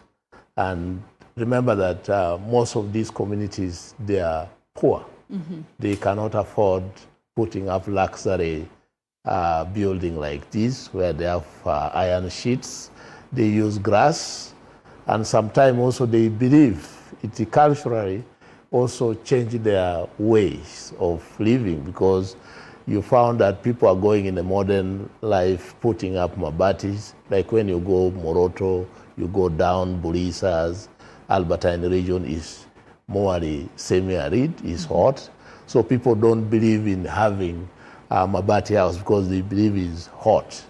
So at times that they need to use grass thatch houses. So that one again changed their cultures. Even we have been seeing like in oil development, the companies, government compensated people, put in structures, they build for them houses to replace their house that are affected.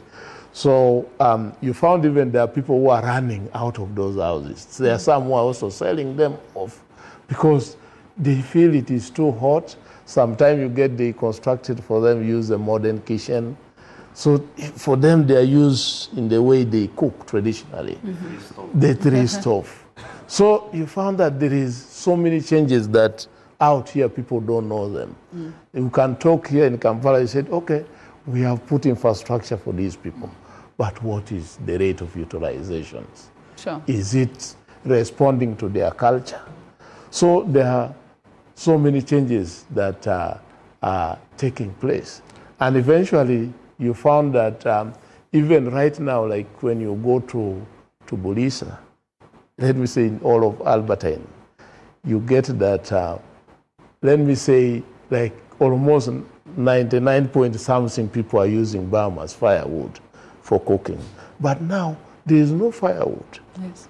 There is no firewood. People are traveling all along from somewhere, they go and camp. You get that there is new villages cropping up. So these new villages, their objective is just to clear the vegetation. They don't want to see it there. Why? They are burning charcoal.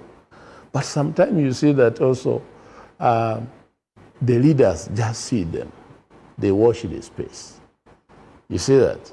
So those are also some of the things that are there into the communities. But when you look at sometimes internationally also, or regionally or nationally, we are discussing things around energy transitions.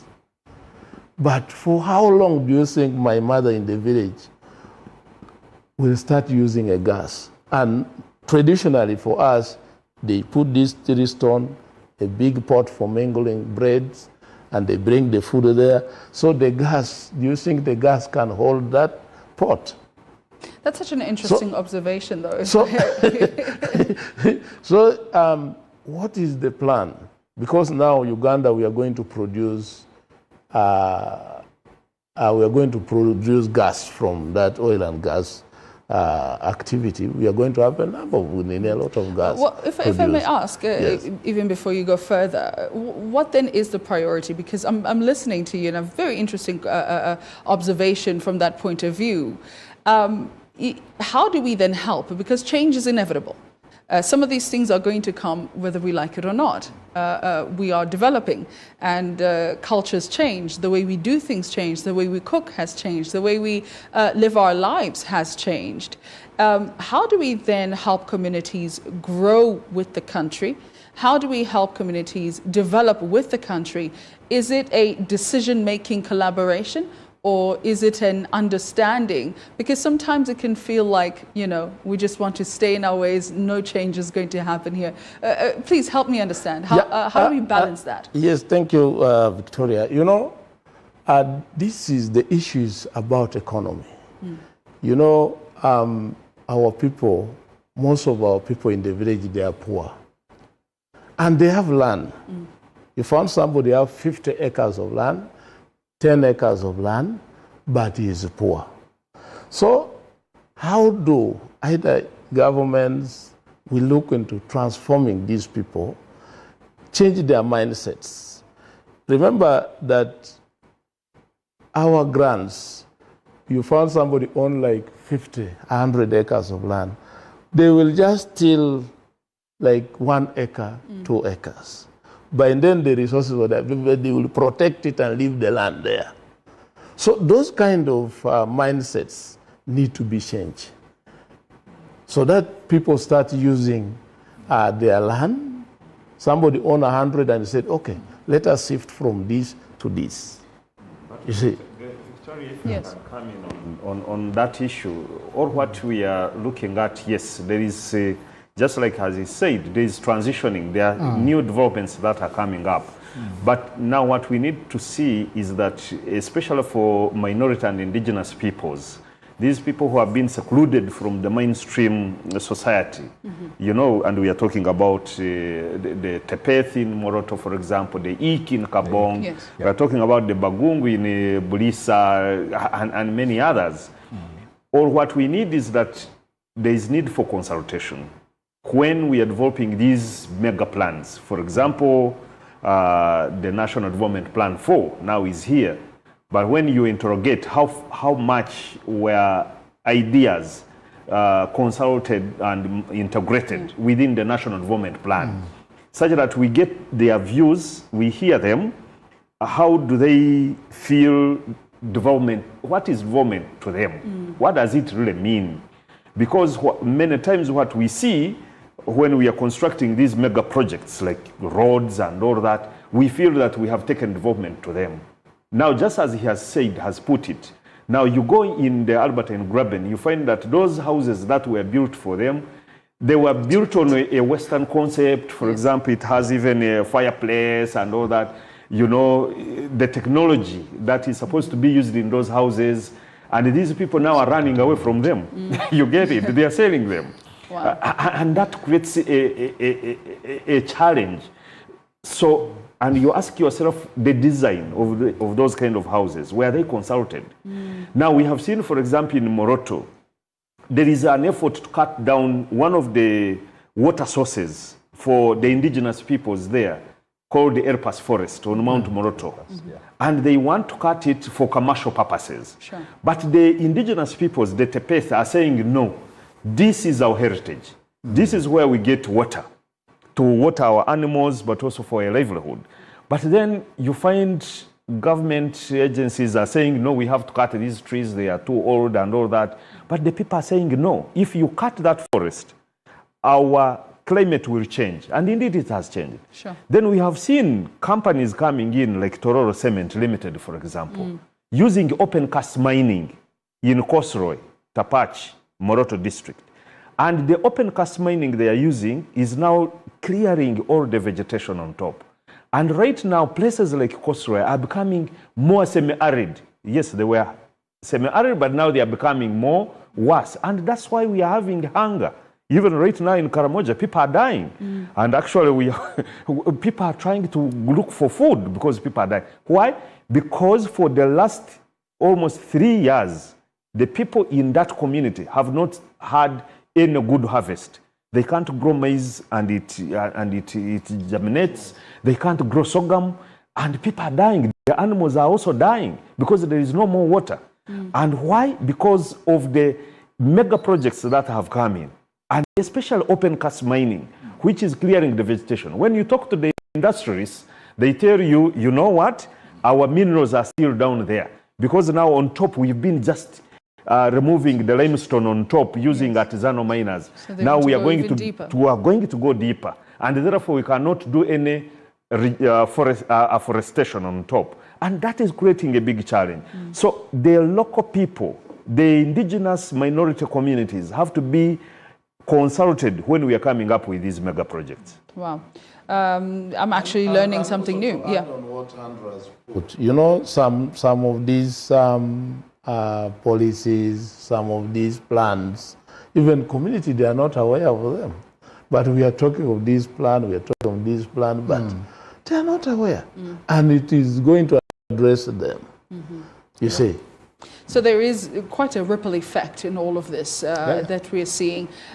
Tom, you know, as I've heard even earlier in the conversation I had previously, is that the Constitution does recognize the right to a clean and a healthy environment. But in practice, really, how well is that right being protected now in light of what some of the communities are going through and the indigenous people, especially when it comes to these major development and projects that are being undertaken?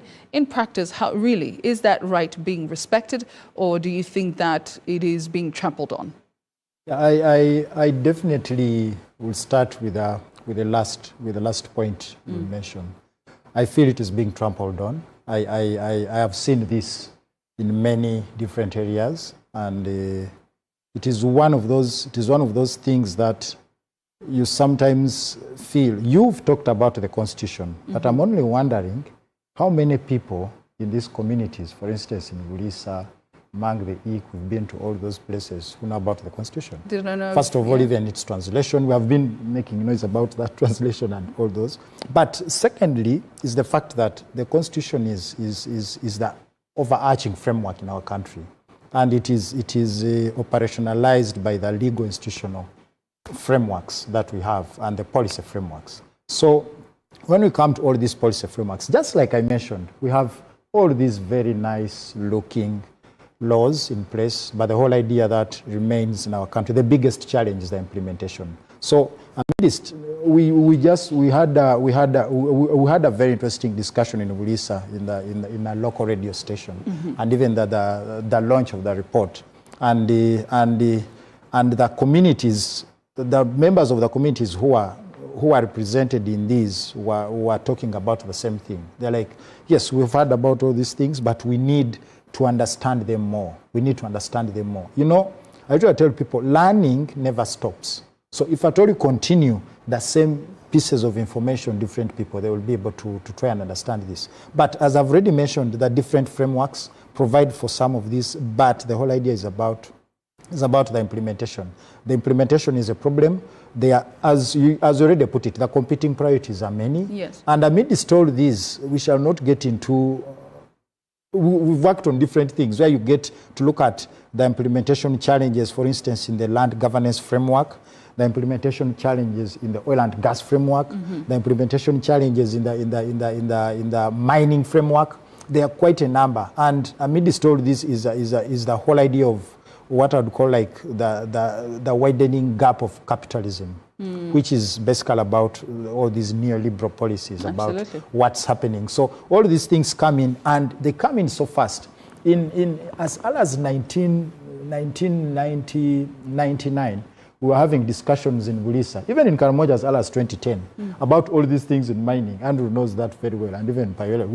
I told people, these things have come, we need to embrace them and see what is going to happen, and we need to shape ourselves. And I was telling the same communities when we were doing all these disseminations, these perspectives are there.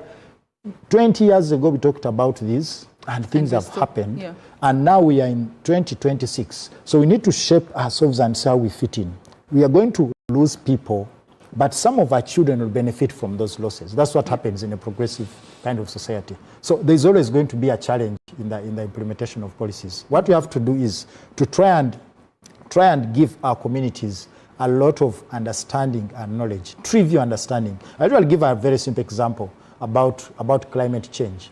And at one time I've done a number of strategies, and there's a client who I will not mention where I got statistics about climate change and women, and they had even negated the statistics. But currently they're using the statistics to influence their policies, because they're like, how do you relate climate change and GBV? Don't them these are very simple. Once you reach the field, you can easily see that someone planted maize, they planted together with man and woman. After planting the maize went berserk, the man stopped going to weed, and then the man started relating all these issues that the woman the man married to is full of bad luck. And I'm like, wait a minute. And violence started immediately. These are simple things, but they matter a lot. They do matter. Yeah, and it's actually matter. not that simple. It's actually, in its simplicity, it's shocking almost. It's shocking. And we don't know that's happening. And many people don't know that these things are happening. Yes. So we get into these communities, come up with these aspects and write them out. That's why I told you generating knowledge is very important. Yes. So people should be able to read and understand what's happening in our communities. So that we can be able to defend Let's them. then talk about the research.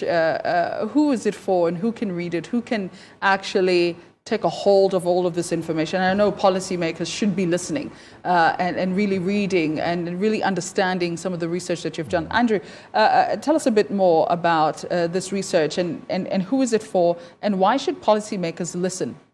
Okay, thanks very much. This is a 3-year study that we have been undertaking since 2024, and it's a regional study basically, much as here we are talking now about the Ugandan context. but it takes care of minority and indigenous peoples in Tanzania, Kenya, and Uganda. So we have had partners who are doing similar studies or giving us information in those places. So for Uganda, this study took place in 2 communities, and we looked at the Tepeth in Karamoja, but also now we looked at Bulisa district, looking at the minority and indigenous peoples there. And in here we tried to interrogate the threats faced by environmental human rights defenders. And of course, in that we looked at majorly also at the aspect of civic space. Is there space for them to operate? How do they find it? How are things playing out for environmental human rights defenders at community level? So we used, of course, Tom is here, we'll talk more about the methodology, but it was really a deeper study. We used different approaches, a household survey, but also we had key informant interviews, and then we also looked at, document review, and looked at what is happening within the legal framework as well. So we reached out to quite a lot of stakeholders, and what is playing out, number one, is that we are realizing that environmental human rights defenders, first of all, they are not uniform, and when also you are discussing these issues, you need to look at, for example, the female environmental human rights defenders and the kind of impacts they face within this whole conversation. We also looked at, there is also a divide in terms of the economic status of the environmental human rights defenders. Me as Andrew, I can, and even you, Victoria, now, you are an environmental human rights defender there. You are not like the person who is in Tepeth County, in Moroto, because they face quite a lot of hurdles in terms of the economic status they are in. Hence, they cannot champion certain aspects, and they will also be faced with challenges differently. But on the whole, we've realized that environmental human rights defenders are facing quite a lot of challenges from the legal, the economic, of course, the social, the political, and many other aspects. Now, coming on the legal part, I think we have majorly discussed it. Yes. The Constitution recognizes the right to a healthy environment, but also it recognizes the kind of work environmental human rights defenders are doing. However, we've realized that now in Uganda, we are facing a lot of the shrinking civic space coming from the legal part of it. We look at for example, the NGOs are facing challenges, of course, with the NGO Act. There are provisions there that are not conducive for their work. We've realized that now, even with the new laws that are coming in place, I don't know even in this space whether it is conducive enough for us to discuss this. Now we are talking about the Sovereignty Act. We are talking about the POMA. And all these, when a forest is being cut, people might decide, oh, Bugoma forest is being decimated. People may decide to hold the placards. But under the current legal regime, we are facing that space is becoming narrower and narrower for the environmental human rights defenders to stand up and say what they are supposed to do. We have also seen that digitally, the environmental human rights defenders are being followed up. There is a lot of surveillance on what you say on your Twitter, on your X handle, and what you say in such spaces. So there is a lot of surveillance on environmental human rights defenders. But we've also seen that in the community, especially the female environmental human rights defenders, they are faced by culture. There are cultural norms that prohibit them from being the custodians of the environment. You are not supposed to be in a cricket, now in the Karamoja context, and yet that is the space where these issues are being discussed.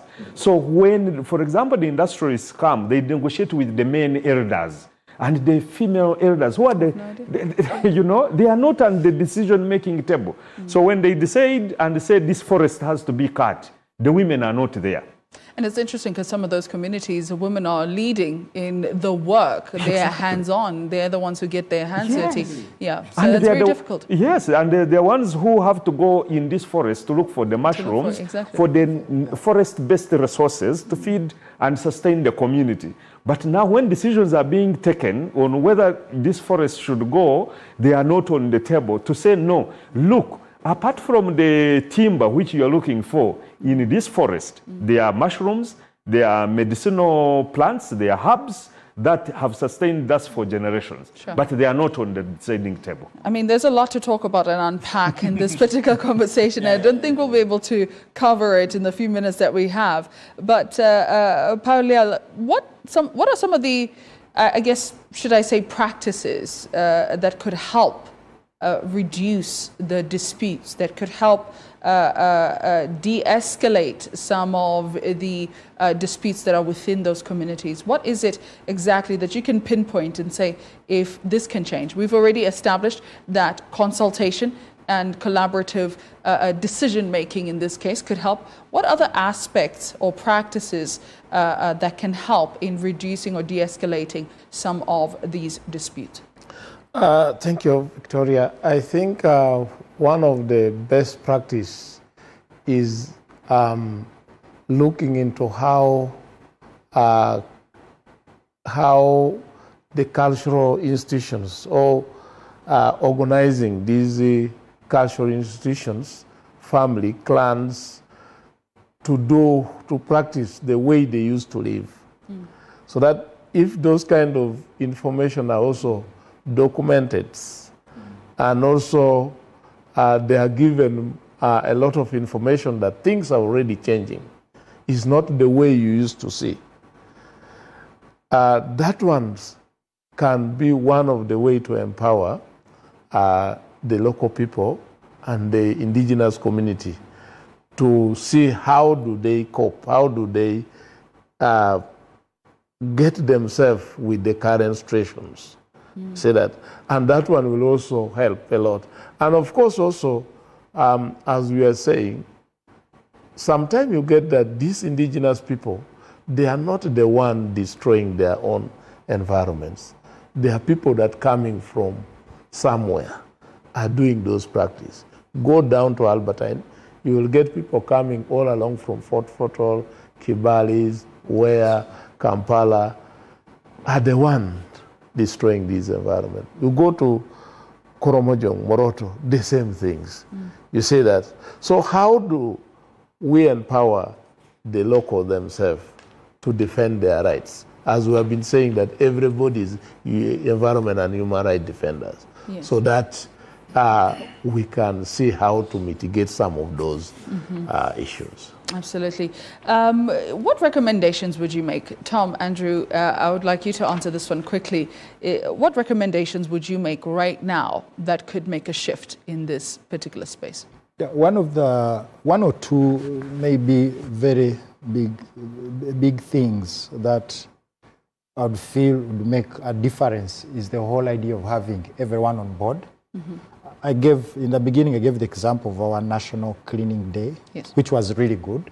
If at all, we would have people coming on board just like they did for that, because I'm trying to understand some of all these aspects and bringing everyone on board, basically. Because and not just any people, you mean literally people, decision makers, people who really can make a difference. Yes, decision makers are there, but remember, when they are making decisions, there are people who are supposed to take the decisions. Yes. We have the responsibilities, then we have the rights in this framework. So you might make a decision, just like we see the NDP4 and all these aspects. We've been in these spaces, by the way, and you talk about all these things, and people are like, okay, that is how it is. Now we have to chase the money. I just love how the government is doing it. So some people have not taken the decision so seriously. That's one. Then secondly, I think the whole idea of looking at the different gender norms and how they affect climate change is very important. Increasing the intensity of us increasing on board. Once we have our mothers on board, our grandparents on board, then we shall be able to move ahead. Then thirdly, I would also think through a very interesting and controversial recommendation, where we basically have to look at how we can make our communities get to understand some of these frameworks that we use through what we've been trying to agitate for, the whole idea of translations of these aspects in everything, at every development stage. And given that we have the most recent elections that were done, that were yesterday, we need to get people on board pushing for this, at least translation of some of these bylaws, some of these trivial aspects, so that people understand that if I get to Waiga River, If I get to a river in Moroto, I shouldn't throw rubbish in the river. I shouldn't put my garden next to the river, because that's what's happening. Absolutely. So people need to get this, to understand more of these processes. Andrew, you can make at least one recommendation, if I might to ask, and also perhaps where can people learn more and read more on this? Okay, that is quite you're not strict. But one key recommendation really is to ensure that at a global level, we enhance the whole aspect of adaptation financing. Because we have seen the global north is running away from supporting the least developed countries like Uganda to adapt to climate change. Because these impacts are here and they will be here. And now we have seen the global north, the rich guys who are mainly affecting our climate. They are running away from adaptation financing. So they are running away from the commitments that they made in Belém. And now they are talking about develop indicators for adaptation and all that, develop research and all that. And that is a big issue, which again impacts on us. We are going to be raising. But also importantly, Victoria, it's important that at this point, in Uganda, we recognize the whole aspect of environmental human rights defenders. We've seen the law was put in parliament, the bill, and it is gathering dust. So environmental human rights defenders are not recognized. Environmental human rights defenders are now just lingering in the head. But also, among the minority and indigenous environmental human rights defenders, there is a need for clearly to network, to create those indigenous networks. Because we have seen a lot of divide amongst themselves. This one is saying, let's do this one is saying, do that. They are not organized. So we want to see that network of indigenous environmental human rights defenders coming stronger and stronger, so that at the end of the day, we are able to push this campaign forward.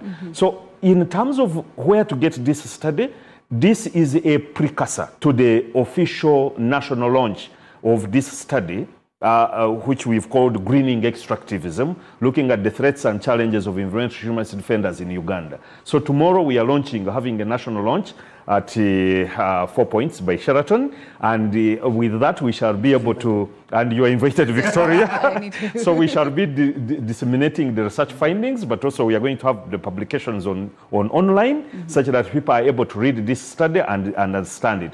And online, we are looking at Minority Rights Group Africa, who are the sponsors of this study, and of course IDRC, and it will be also on BRISA Initiative for Rural Development Organization website, as well as Resource Rights Africa website. Absolutely. Thank you so much for this conversation. Thanks very much, Quite intriguing, Victoria. if I should say. I wish we had more time because there's a lot to discuss. And as you've already heard right here, Uganda's development journey will constantly be increasing. And it's also increasingly depending on how well the country manages its natural resources, because we need them. Because while ensuring that communities, or rather taking care of the environment and future generations are not left behind. Now, finding that balance is a shared responsibility that really extends beyond government or even civil society alone. So you and I do have that responsibility. I'd actually like to say on this one, you need to learn a little more, read a little bit more, and gain a lot more understanding. Thank you again to our guests for joining us and for enlightening us. And of course, thank you so much for watching The Breakfast Meeting. For myself, Victoria Sabatane, may the Lord bless you, keep you, make his face shine upon you, be gracious to you. Goodbye. God bless.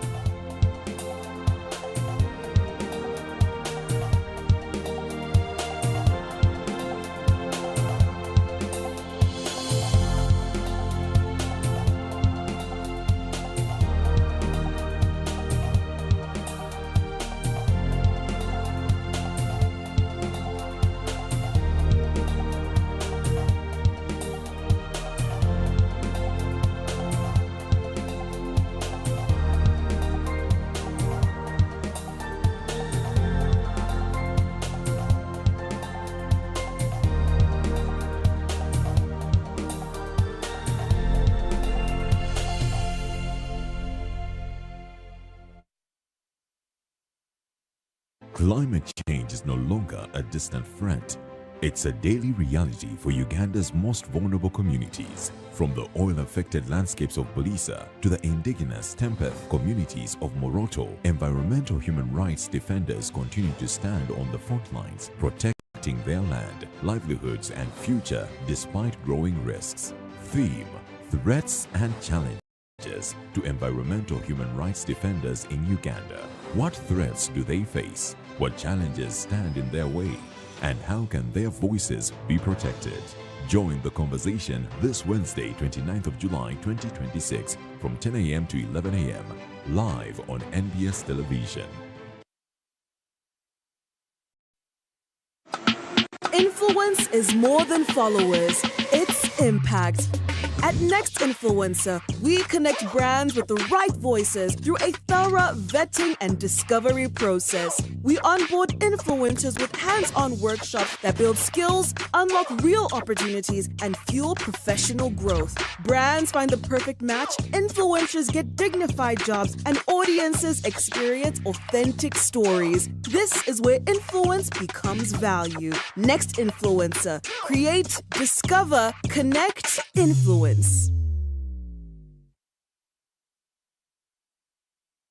Bad character kutusako Khalifa agalaga Nanyini ngato Nanyini kaviri Nanyini nyimba Chameleon wa generation eno Munasanga festival Muchibira nkome piramide mukaga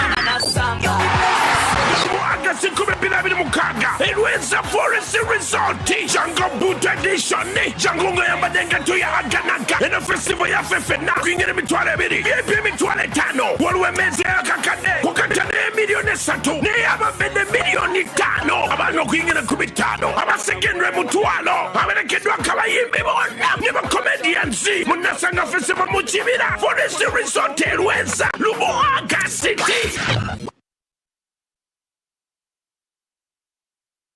Too many ads? Expensive subscription? You deserve better.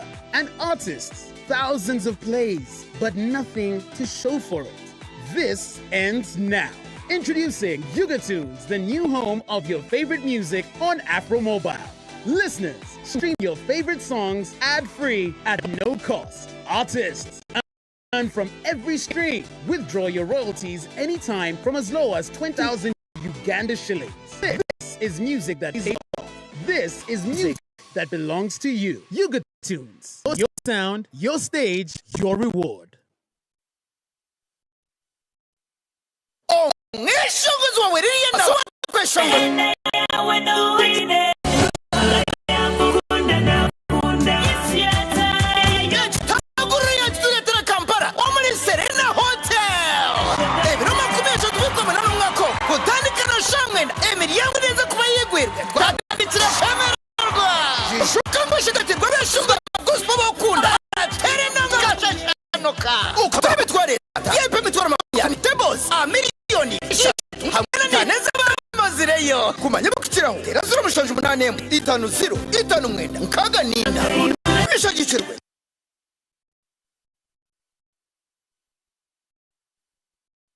Some moments make headlines, others quickly shape our nation, but every moment matters. This August, step into Uganda's story through the eyes of one of its finest visual storytellers. The Lens is back, bigger, bolder, more compelling than ever before. This August 7th, 2026. Witness the defining moments that shaped our nation, from the intensity of the 2026 general elections to the strength of our communities, the beauty of our culture, the courage of our leaders, and the resilience of our ordinary Ugandans whose stories deserve to be seen. Every frame tells a story. Through the Lens, Season 2. Experience Uganda's stories, one frame at a time.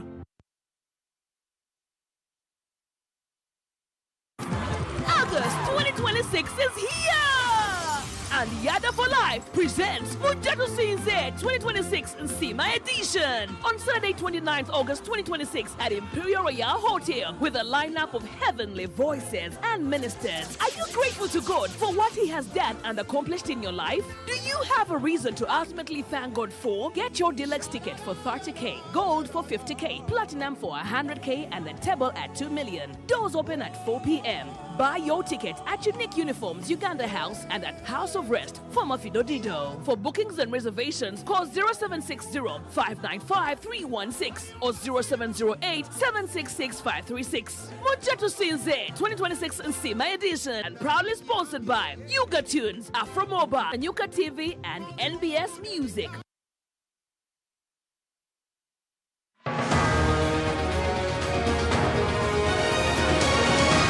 Breaking news.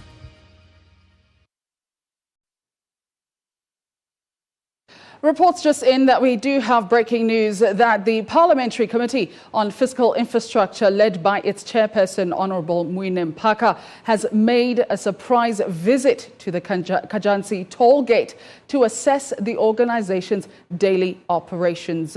We are getting reports of some perhaps arrests are being made as well. The Kajansi toll gate officials also set to appear before the committee next week.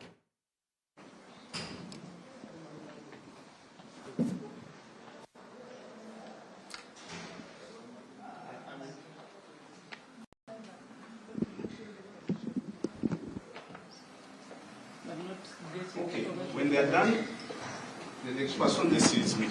Anybody else, please stand down.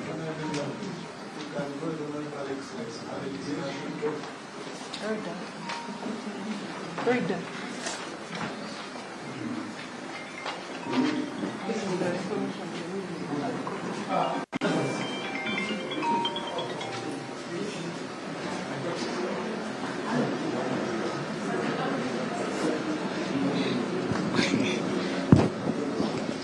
Kwitonga bikanga.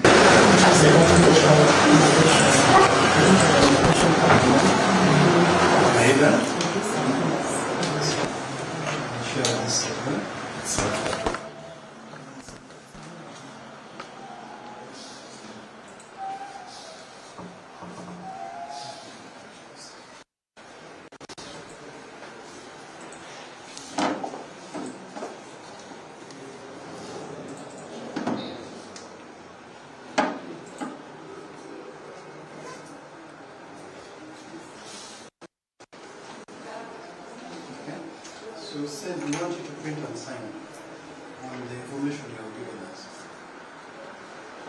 You can send that as well. CID.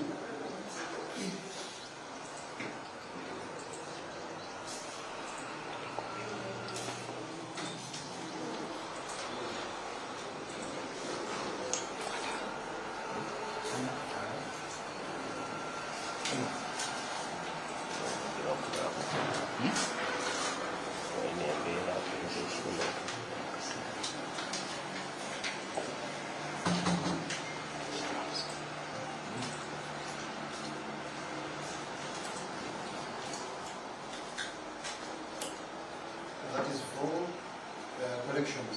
Yes. You send as well the traffic and print, and also the daily. Are you going to an office at the Verify? Still going to help.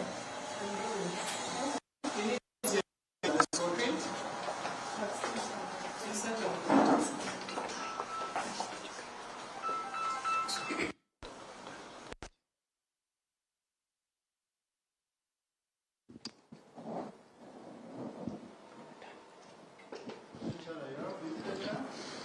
Well, these are live pictures coming in from Kajan's Tollgate Collection Center. For the people that are familiar with Kajan's and Entebbe Expressway, the tollgate that is specifically at Kajan's, this is where we are coming live from, and it is a surprise visit by the Committee of Parliament of Physical Infrastructure. It is led by Honorable the committee chairperson Mwine Mpaka, who made a surprise visit to the toll gate, and specifically they have specific interest in the things they are looking out for, in the documents they are looking out for, and some of those include, of course, the daily operations of the toll gate in terms of the traffic, and also in terms of the collections that are made in this center. Of course, the center is manned by PNOC Security Group. Of course, these have been also contracted by IGS a company that was contracted by the government of Uganda to carry out the operations at the toll in terms of collection of the revenues that are generated from that toll, at least at this particular center of Kajansi. And of course, for the last 5 years, this contract government has spent about 125 billion shillings that was given in the last 5 years to help in the collection of the revenue at the toll gate. The contract, actually, we understand, had just been renewed for an extension of just about 1 year. It expired and was just renewed this year until next year, 2027, for just a period of about 1 year. And what we are seeing right now is members of parliament in one of the offices where they arrived and trying to collect information. We understand it is the auditor's office where they arrived and are trying to make sure that they get the files as much as information as they can. Of course, we understand, or we have been informed, that the visit comes ahead of the committee interaction with the people that are in this organization, because the meeting is scheduled to happen next. The meeting is scheduled to happen next week between the committee members and IGS as well as Pinnacle, to explain details of revenue collection and how the operations have been conducted for the last 5 years. And at this point, this is where they did indicate, of course, that they wanted to print some of the details, and this group that is escorted by Uganda Police and, of course, CID are trying to make sure that they have all the details of what is happening here, where every officer goes to, at least they are followed by the CID and police to make sure that they get details or try to establish what is happening. We did earlier see on an exchange between, of course, the committee members and, of course, the area manager, who, by the time the committee members arrived in this place, had not in office, and right now they are trying to make sure that they move to the general boardroom, where they are saying that they hold a meeting and get to clarify on some things, but also provide more information about what they are here to collect. And down here is where we are meeting. The meeting is taking place. Of course, we are welcomed by the area spokesperson with Joyce Nabasa, who told members here that they were willing to actually give out as much information as was needed and would be happy to provide it. But of course, we did see an exchange between the committee and, of course, the area manager, who is Ivan Katamba, who by the time we arrived had not been around, only for him to come around and insist, the whole operation should be halted and only be conducted with his authorization. But of course, this did not go well with the committee members, who, of course, insisted that they would be taking all the information that they needed with or without his approval, and warning him he risked being arrested if he sabotaged the whole process. As a matter of fact, we did see the committee chairperson, Honorable Mwine Mpaka, direct that he is instead taken on by the CID and Uganda Police. But of course, later on, Katamba did concede and say that he would be okay and happy to cooperate with the team and provide as much information as was needed. Of course, he insisted that not his staff were allowed to provide the information, but of course, the committee chairperson also insisted that they were in the right office to collect the information that was needed, and because at least they were in the auditor's office, where they were seeking for audited books of accounts as far as the operations at this toll gate are concerned. And what we are seeing right now is a meeting that is scheduled to start, at least an engagement that they are going to be conducting between the committee people and, of course, the area leadership led by the area manager about what is going on, because the area manager Ivan Katamba did insist, and we need to listen to the chair of the committee is speaking. Introduce themselves and we tell them why we're here officially and we leave.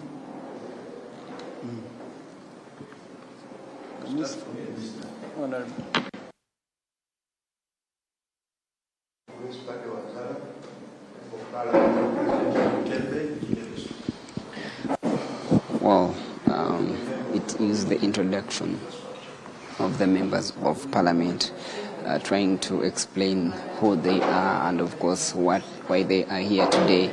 Of course, the manager did insist the visit was brought for him and thought he needed a formal written document or formal permission informing him that the team would be in this particular place today, which was not done. But of course, the members insist they are mandated by Parliament. They have the right to move and seek out information. Of course, they insisted they were not here to carry out any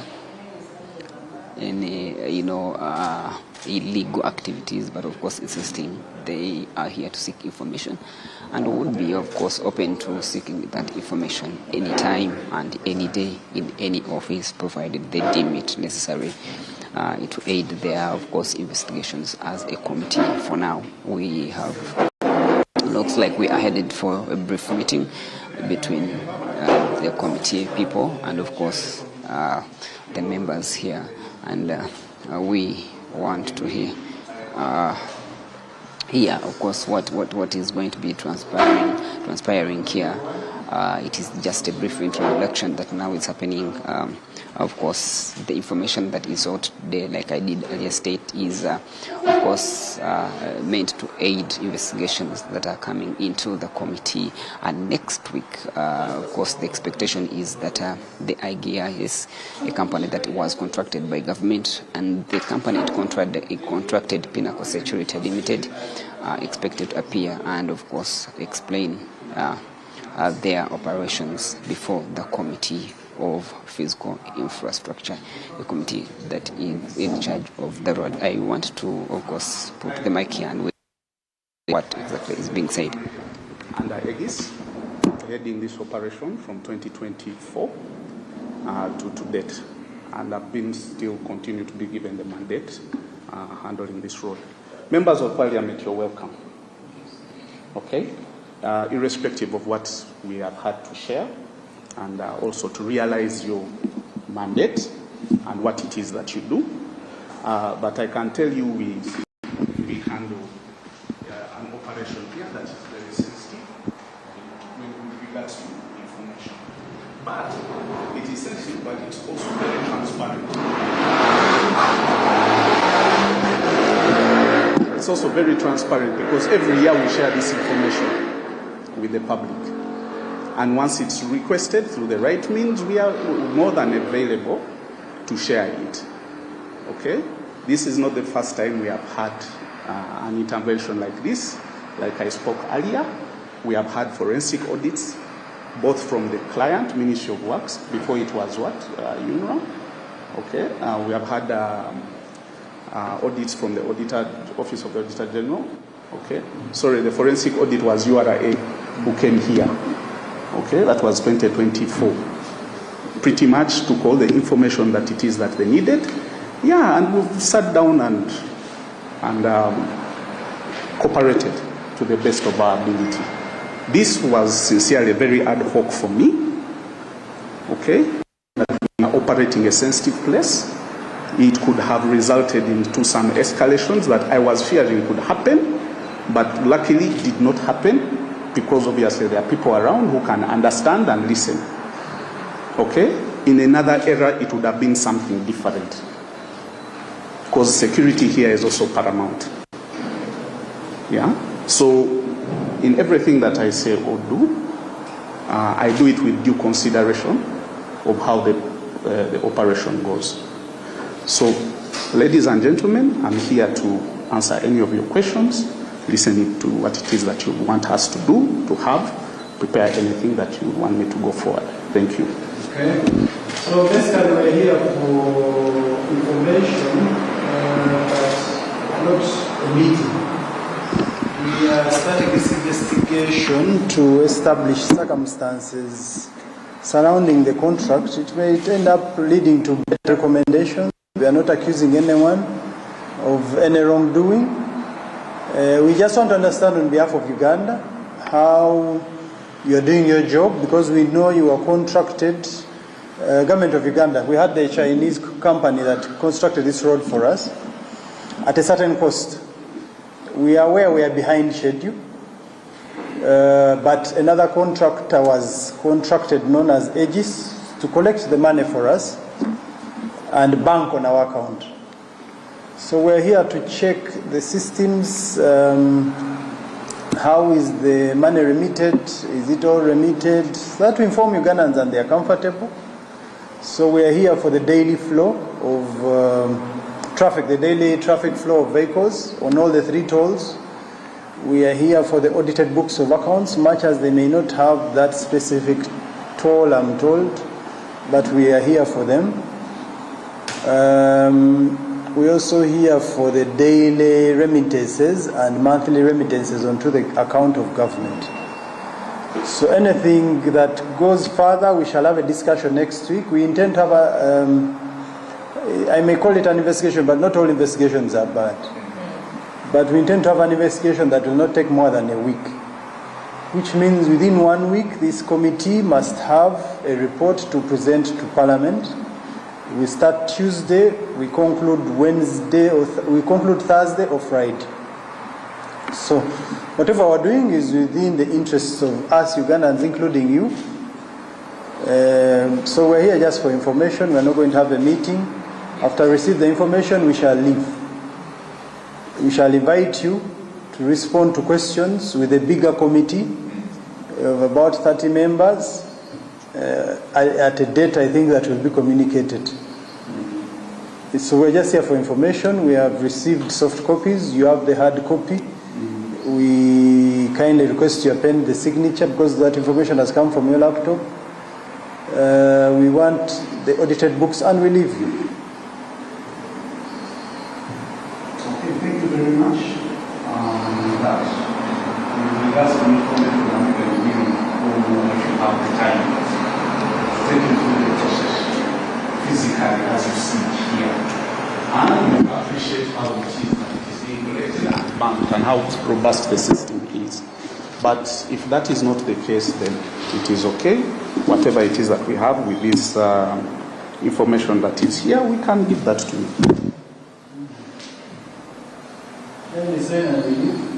Okay. So which one is it? All the documents?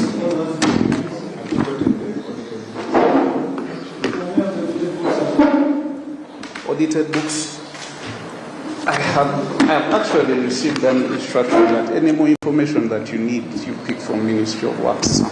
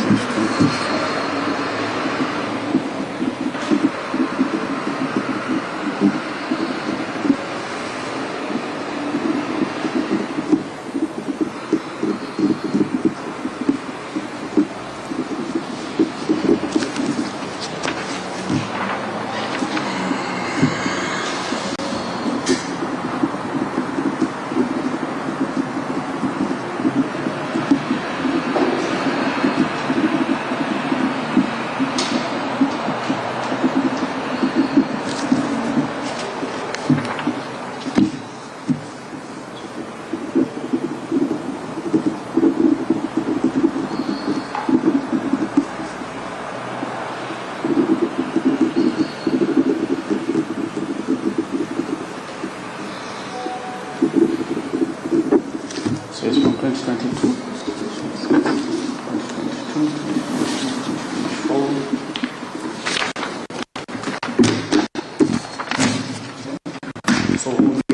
over to CID.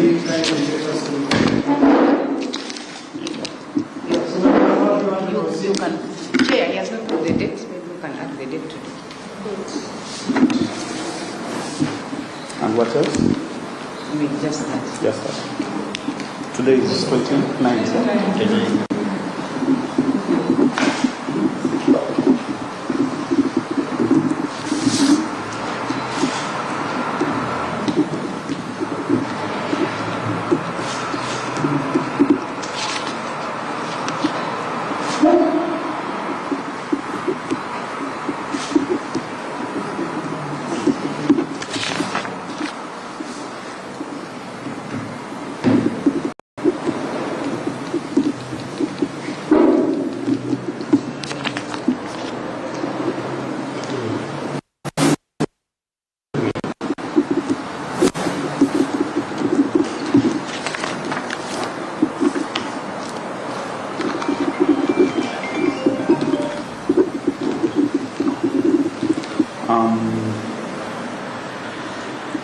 Can you sign off as received and we get a copy? You have this. I believe you have to do your work. Understand what they say. Yeah, but I would like to have a copy of what I've submitted, sir. I think let's have a received copy from the Commission of Parliament. If it's your CID to sign off, it's okay. And I get a copy. That's all I need. That's it. Chair, since this one is not original, I think we don't need to receive. Unless maybe if you want to take a picture of what we have signed. Yeah, but I would want to submit what I've signed with the received copy. I'd like to remain with the received copy. It is okay. That's fine. Yeah. Yeah. These ones, you give hand over CID. They can print others and you sign them. Yes. I don't know why it is hard. It was very simple. I don't mind giving it to you. Yes, I would very much want to go with it, but I would want a what? Yeah. This, just as I am transparent to you, these are the signed copies. I have put my hand. I would just like a representative to receive them. We make a photocopy, and I remain with a copy. That's all I insist. If you have a book where people receive your documents, I can sign that book. I sign for this one. Can you sign here? And okay. Joy, go and get me a photocopy of this. You can move with any representative of theirs. Make a photocopy. Can I get a signed photocopy? Yeah, I can sign. Thank you. Yeah. Go with the security personnel of theirs to get a copy of this and give us a signed copy, please. Thank you.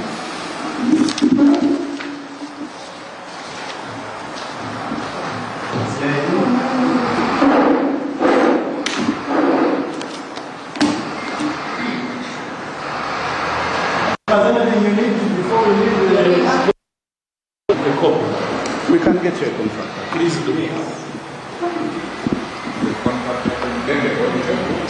Where is Cynthia?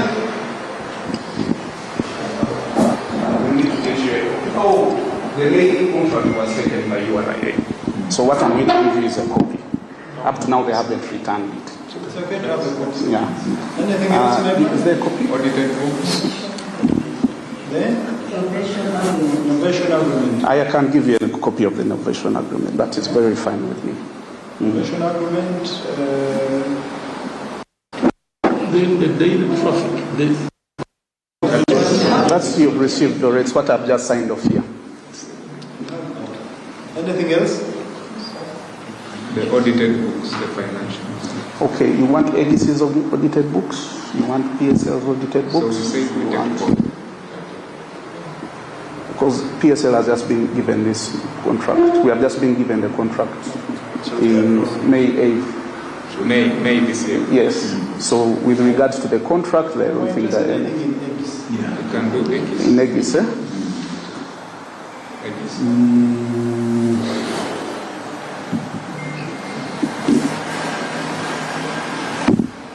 that one we'll have to print out for you.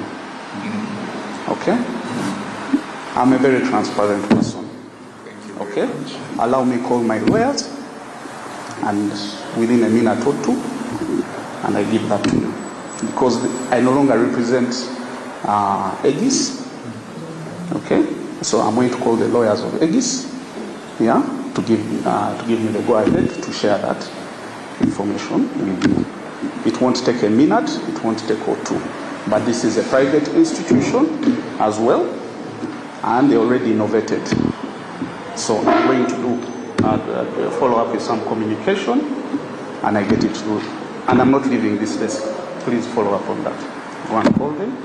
In the meantime, print out a copy as we see. Thank you. Any other document you need?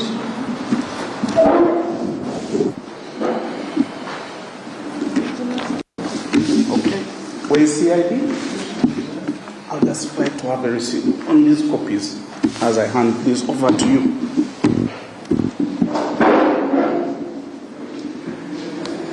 Anything else? Economists?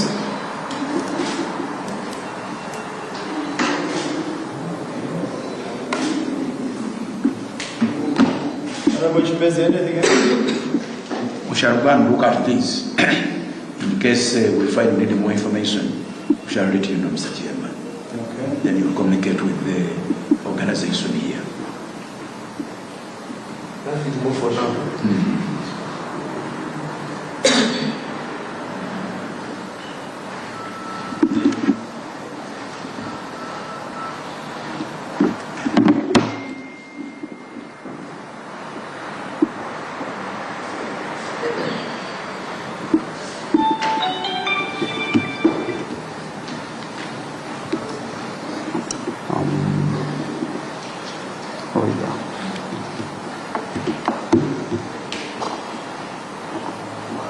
Go to Cynthia's office, see if you can get So only waiting for the contracts and we need signed copy of the contract.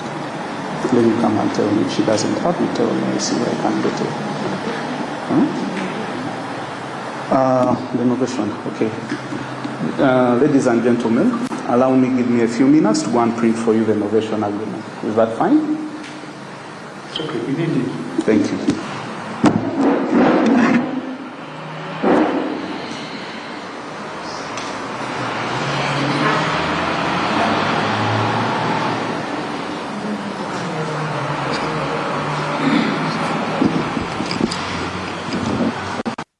While we are still at Kajan's tollgate offices in Wakiso district, where a group of members of parliament that sit on the physical infrastructure committee did carry out a surprise visit to the offices seeking specific information about the operations of the tollgate, how is conducted, how it transpires. First, they are looking at the daily traffic flow, how many car vehicles do use the toll gate on a daily, but also they are looking at monthly what transpires on a monthly basis, and they are looking for these details stretching back to about 5 years, when the subcontractor and the contractor were contracted by government for collections at the toll gate. Of course, the government has spent about 125 billion shillings that was given to Aegis, a company that was contracted by government and would later subcontract Pinnacle Security Limited to carry out at the toll gate. From just here, of course, the manager, Ivan Katamba, has just handed over some of the documents that they came to look out for, and including the audited books and the daily and monthly operations at the company. Of course, we have been told, of course, the revenues that do come here are banked on a daily basis, but of course, later they are audited accordingly and make sure that they balance the books. Of course, the query here is about the operations on the committee, and the committee says they are going to be interacting with the same people, and they have special investigations they are on that will move about just a week, starting from next week, and they believe that by end of next week, they should be done with that report, investigations, and report to Parliament. And the information they sought today is meant to aid them and carry out operations, and investigations with the same group of people starting next week when they are expected to appear before Parliament. Of course, they have been dealing with the project manager, Ivan Katamba, who, at first seemed, adamant and, relaxed in terms of handing over information, but of course was subjected to later hand over information. He queried, the area manager did query how the people did come in. He demanding that he is given a formal, a written document seeking for this information that he can submit, but of course members insisting that they have the mandate and are mandated by the rules of procedure and Parliament to carry out any investigations into the matters that of course are given to them by the head of Parliament.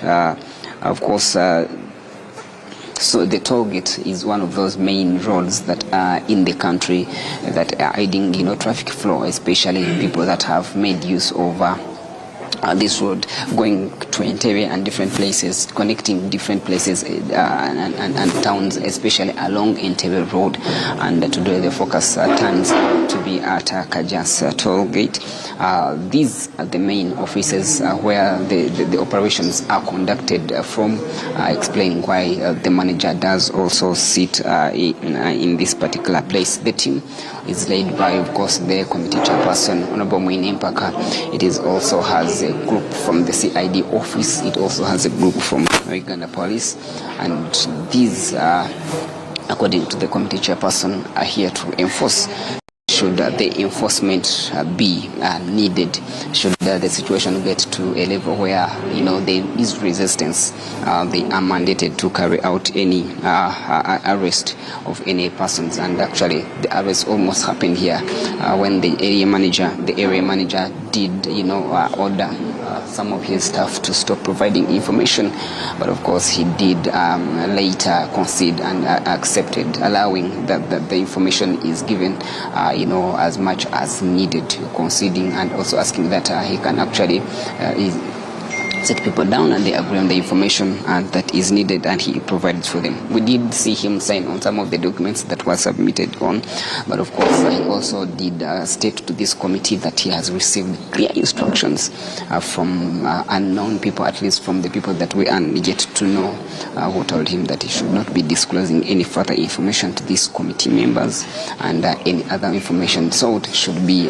picked from the Ministry of Works and Transport, who are the line supervisor or direct supervisors of this entity. And of course he says they are the very people that contracted him to carry out operations. That has not been queried by the committee or members who are in this place, but of course they also seem to have ignored that, and of course said they only wanted specific information, and which they have gotten from the committee members. They intend to have an investigation, for about a week, starting next week. And some of the information they sought here is one that is meant to aid them carry out the information. The information has been taken in terms of soft copies. At least there's some information that was put on USB and taken, and they are moving with it, but also they are receiving the hard copies that are printed and signed and handed over to them to aid their investigations. We are yet to, of course, see any, officials that would either resist, and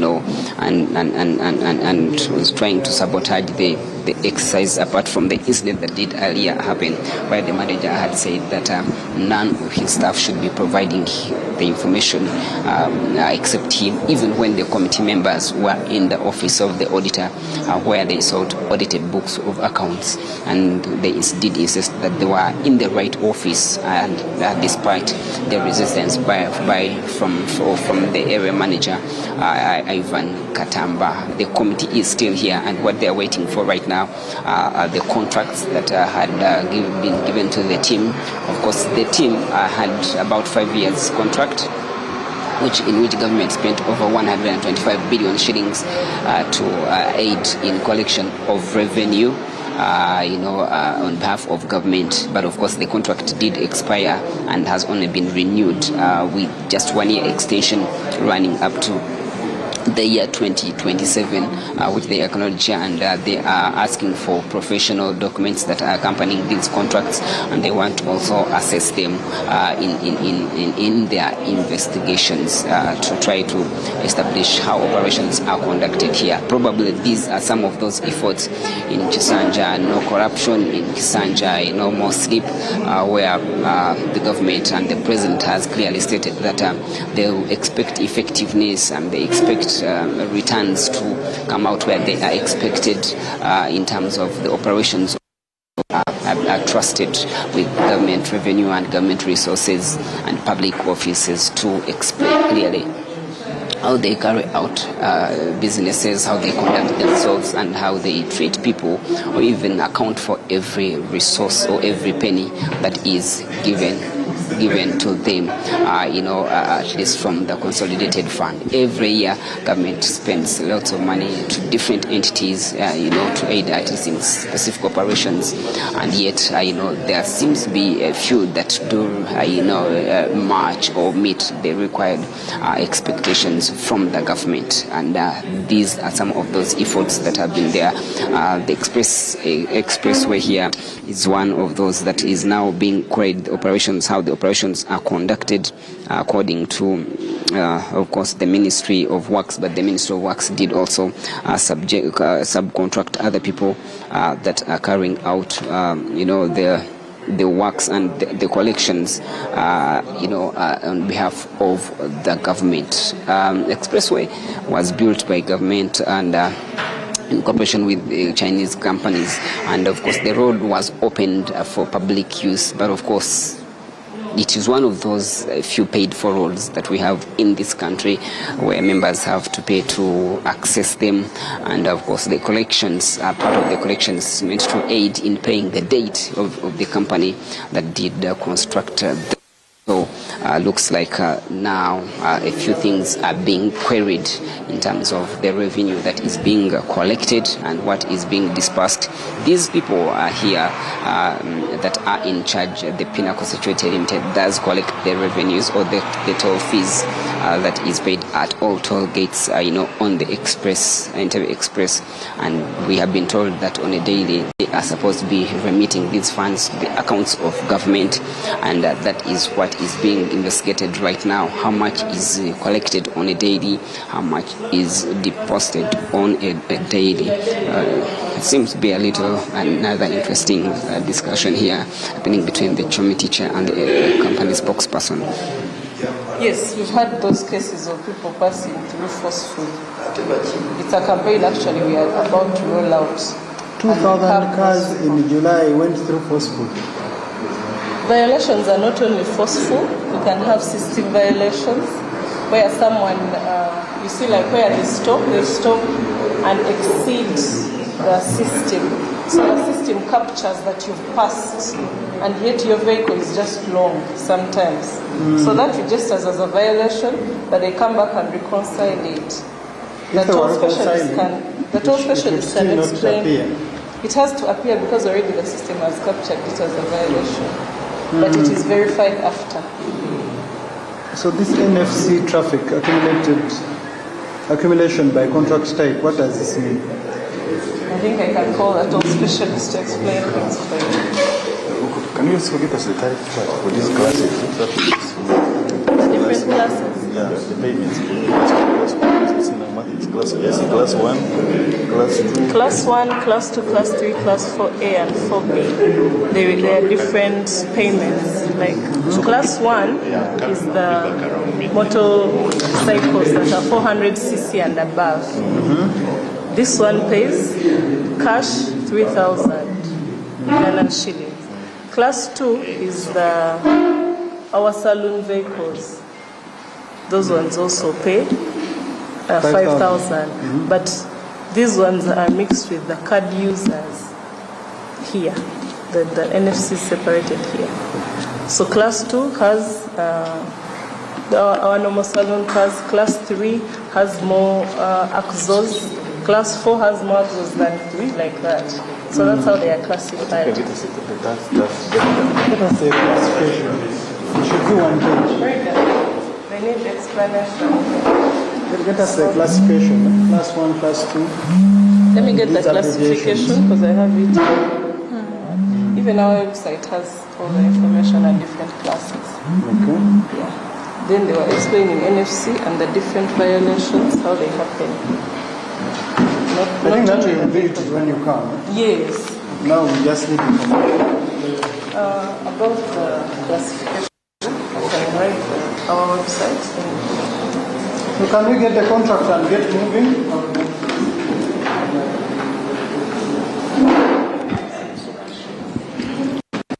We are still at the main offices of Entebbe Expressway at Kajans Tollgate, where members of of course, Parliament is Physical Infrastructure Committee led by the committee chairperson Mwene Mpaka did visit, of course, the area. If you details about the operations here. Of course, the Entebbe Expressway is one of Uganda's, it is the first actually toll road in Uganda that connects Busega in Kampala to Entebbe International Airport. Of course, provides alternative routes from Kampala to Entebbe. The expressway, of course, did open to traffic in June 2018, giving road users about a year, also 6 months of no collection before collection began in January 2022. Up to now, of course, the collections have been taking place, of course, and that is these collections that are being queried about 36 kilometers of the road, 25 kilometers of this being the main toll collection, with the centers at Busega, Kajansi, Reza, that is Munyonyo, and of course towards Entebbe, Reza, Kajansi, Busega, all those being some of the toll gates. So of course it has joint access points in Busega, also in Kajansi, in Reza, in Impala, and Entebbe International Airport. The classifications here of those vehicles that access the road: class 1, class 2, class 4. We have see motorcycles whose CC is about 400 able access the road and able to use it, but at a cost of Uganda shillings 3,000. Then vehicles that are salon cars do pay 5,000. Then we have medium good vehicles, with about 2 or 3 axles paying 10,000. But of course, large vehicles and trucks are paying about 15,000 per axis, and of course heavy trucks of 6 or more axles are paying about 18,000 shillings. Of course, those that access the road using electric motor vehicles can, we understand, able to get a few discounts in terms of people that to promote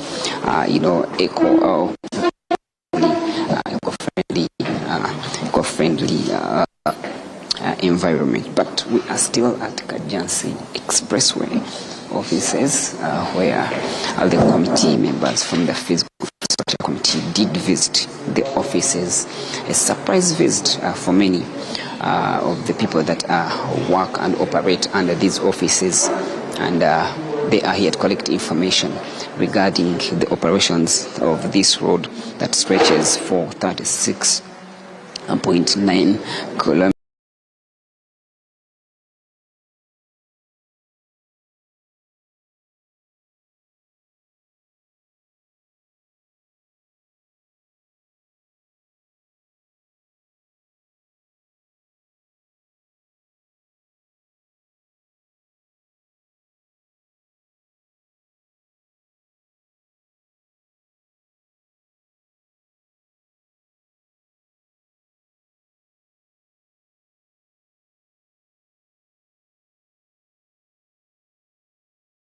The information that is needed. The committee comes here ahead of the meeting with the same entity next week.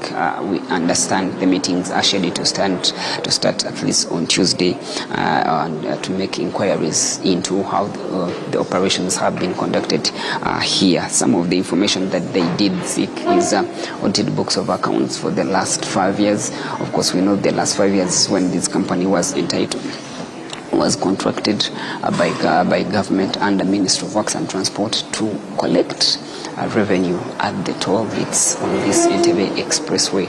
And of course, the contract did expire and has been renewed for just a year, and will run up to next year.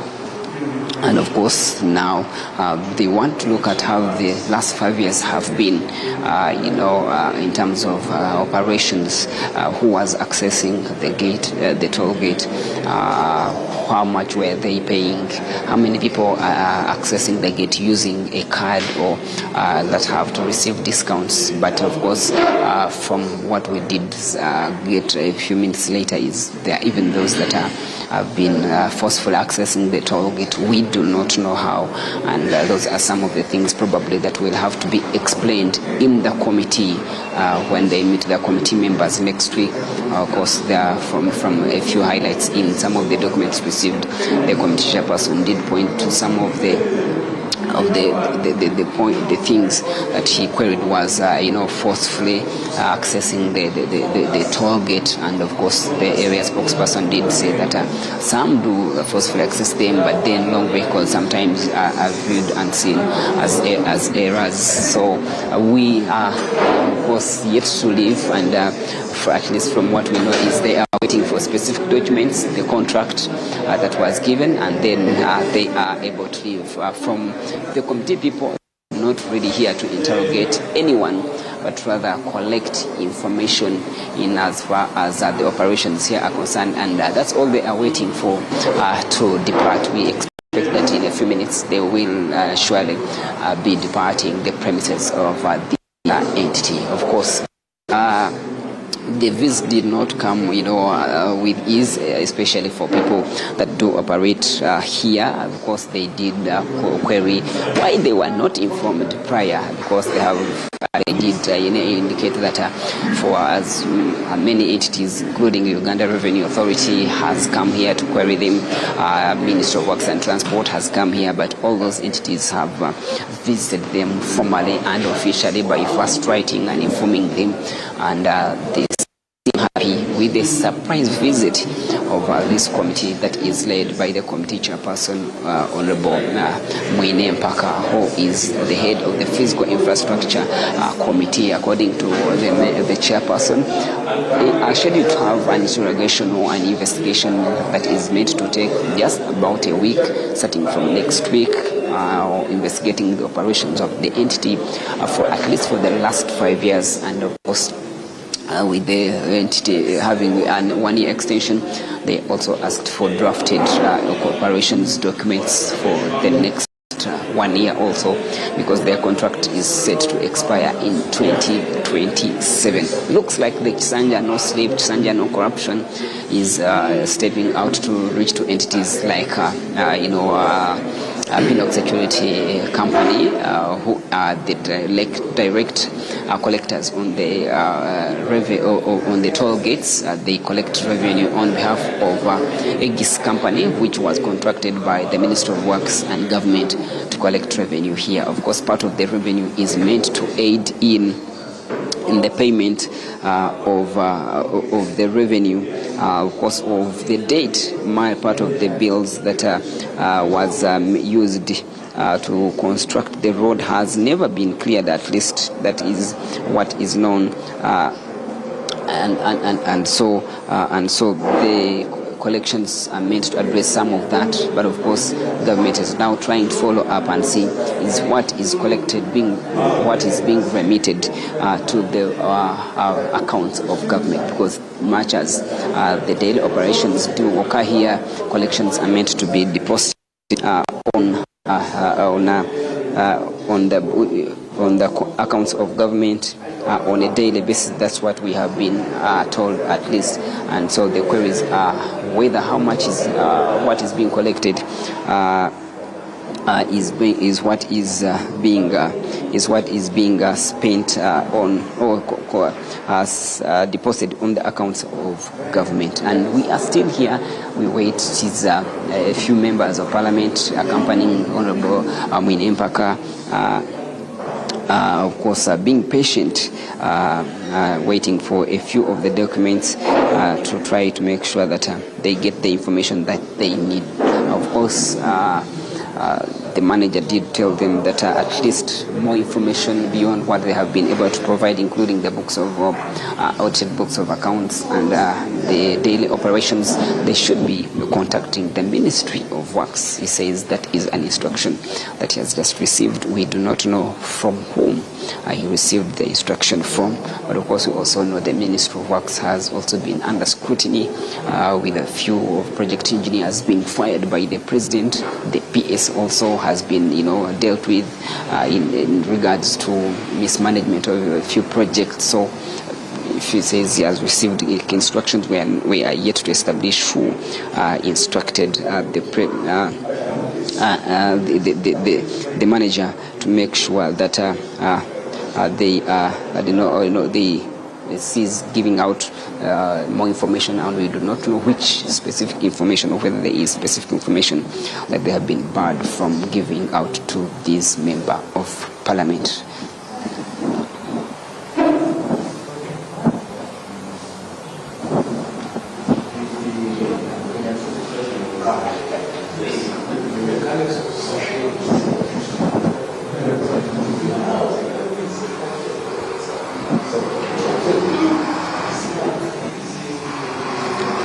We are talking about a road that did cost Uganda shillings about 8.4. Of course, the original construction cost was about 1.1 trillion, and of course, all these monies were later, collected, and with additional funds being sought.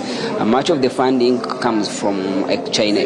Did come from China, China's Exim Bank. That's about 73%, and 26.4 coming in from, of course, the government of Uganda. So those are monies that are meant to be collected, but of course China's Exim Bank still demands the government of Uganda the money, and that is why they have got to pay back this money, of course, under China Communications Construction Company, and of course the other engineering companies that were involved in this construction of the expressway.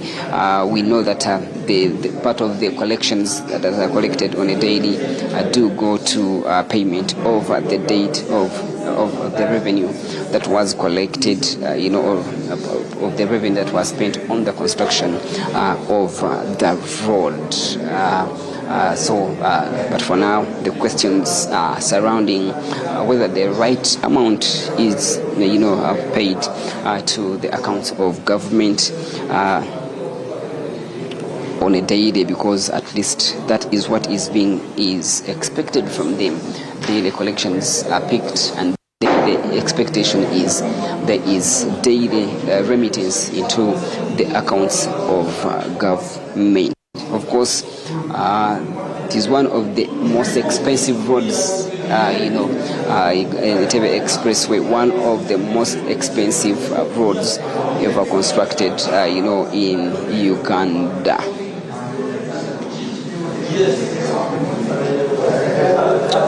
What we do have the members of parliament from the Physical Infrastructure Committee seated in, of course, the boardroom of Entebbe Expressway offices, where they are here to, they did carry out or conduct a surprise visit.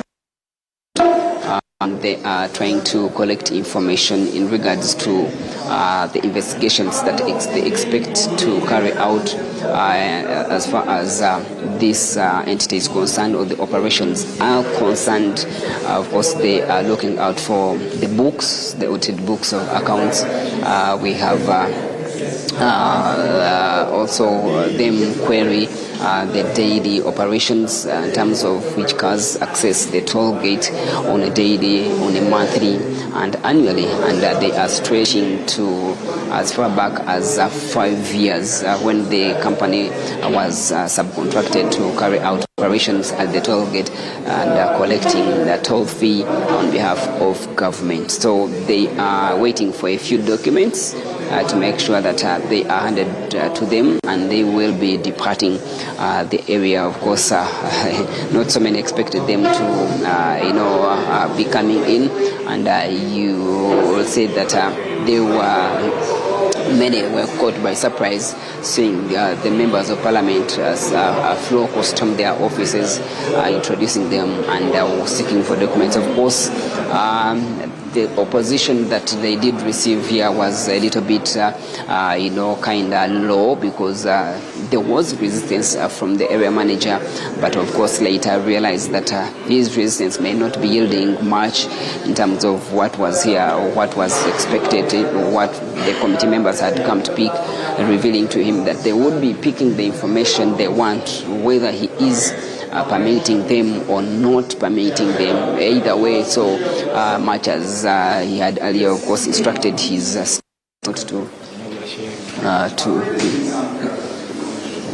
we will be listening to the area manager and see. If I don't highlight this, okay, I can see for the year of 2024 what has been picked out here is showing a cumulative revenue of only 2 billion shillings, which is not. Okay, it's already, I'm seeing the information you have for 2023, 2024 is missing the revenue for December. Okay, now this is information I'm being told sign, and I'm seeing that now I have to sign and agree, yes, this is the information I've given to you that is accurate. All being picked under this, under what? Discourse. So, well, without proper verification of what it is. So my humble appeal is, since you're here, you can go back with your team, investigative team, and they print for you a fresh thing that is okay and is better. Because I don't think no one is in the interest of lying to you. This is a public record. Okay, we have already collected over 160 billion. Yeah, or even more. If I do a simple math of what I'm seeing here, it doesn't already add up to that. So my humble appeal is that let's take the information that is right, because already what I'm signing here under duress is not right. You can give us the right information and we go with it. Okay. Let's verify. Get Roida. Go and get Roida. Go with a representative. Yes, I have. Even whatever is taken has to be recorded. So I've made a recording for it. But well, these are just some of the things. Yeah. I mean, they have to. These are the signed copies. They already have the copy. Go and get the right information. And I think you have that. Yeah. No, you have it. Because you've been lying with it. Because we got it from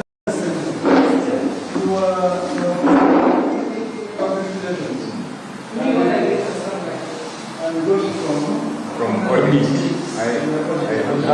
So the solicitor has the wrong one.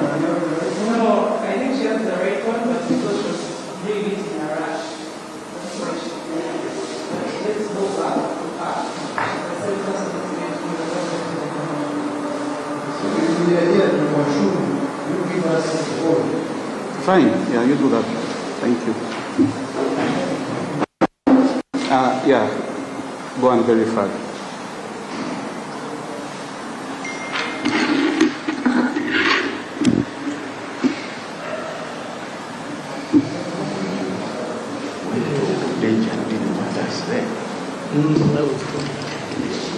Well, interesting developments now coming in terms of the documents that had earlier been submitted, of course, in terms of the operations, the daily operations and the daily revenue that does come in. Of course, at least from the manager, he does indicate that from the documents that he had earlier on signed on and handed over, they're already missing revenue collections. At least he mentions the month of December, which he now says those documents are incorrect, and he says wrong documents, and he says at least he signed on the wrong documents, and he at some moment talking of how he signed under duress, despite people not putting him on pressure and asking that he provides the right documents. Now, yes, he has been granted the permission, he has been granted the freedom to go and bring what he calls the right documents, the correct documents that are meant to be in the books. So, of course, he sends the whole same team to the same person that did print out the same printings or printouts, the auditor of the company. They are saying that probably she could have printed wrong documents because she was under pressure to print, or she was caught unaware to print. And of course, we are still waiting to see the documents that would be brought and whether they would be accepted. All those documents that are brought in here are not just handed over to the chairperson of the committee. Instead, they are handed over to the CID officer accompanying the committee, who of course goes on to peruse through and check their authenticity. But of course, they are meant to be, meant to be signed. For now, they have already collected information from the daily revenue, daily collections, the monthly collections, and what they are waiting for, we gather now, is the daily traffic flow for the last 5 years. And they are saying at least that's a bulk that needs some time to be picked, printed, and collected from at least the right people, as well they wait for the documents that talk about monthly revenue that had been served to them, and then the revised one, if I might use the words, because at least we have been told, at least members have been told that those documents that were handed over and submitted to them had a few revenue collections missing of some particular month, and the manager says has just reviewed the documents that he signed on, and of course they had a few things, a few errors and mistakes, which he asked that is collected, hands over the right information and the correct documents. But of course from them they are happy to pick the said correct documents and information alongside those that had earlier been submitted to them, which had errors, and there will be of course going with both copies to go and revise and revisit them and compare to see which document is correct and what could be contained in a particular document. We are still coming to you live from Kajansi at the offices of the toll gate, or specifically at Kajansi toll gate, and this is where they sit, this with the head office, and so it is led by the chairperson of the Physical Infrastructure Committee, led by the chairperson, Honorable Mwine Mpaka, who did pay a surprise visit. You might want to call it a Balam visit these days. It's been Balam, and his state minister, Namele, giving people surprise visits in this Kisanja of no corruption, Kisanja of no sleep. And today it is Honorable Mwine Mpaka alongside a few of the committee members giving surprise visit to Kajansa or Pinnock Security Company, or a company entirely or subcontracted to collect revenue on behalf of government along the Entebbe Expressway. and they are seeking details about the operations of the company,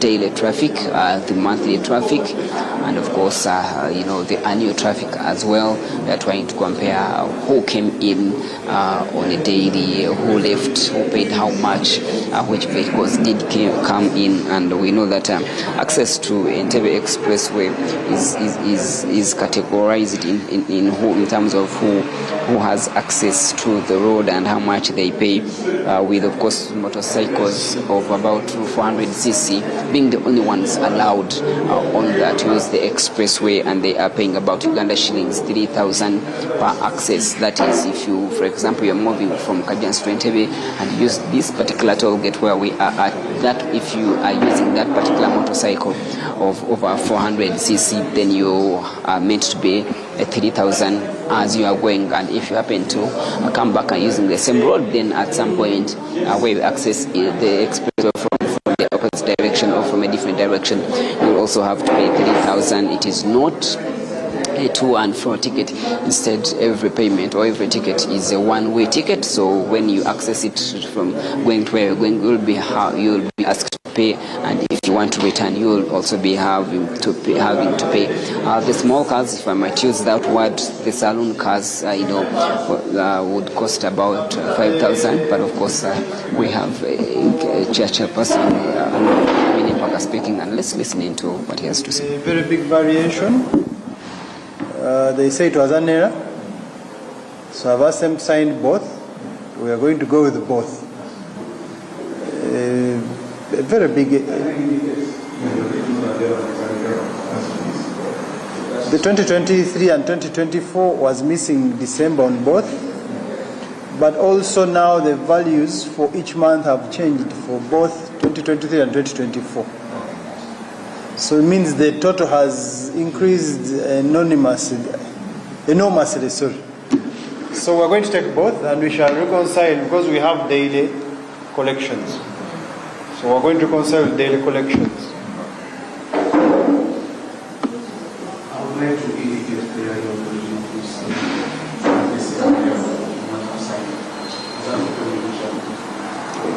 we will determine which one is an error based on the daily collections. Even yours, even this one, maybe there's still an error. So when we compute daily collections, we shall know the exact amount. I think what is suggested to do is yes, and then the second set is instead of correcting an error was an error. That's what I said. Even the second one will be better than error. So it indicates one.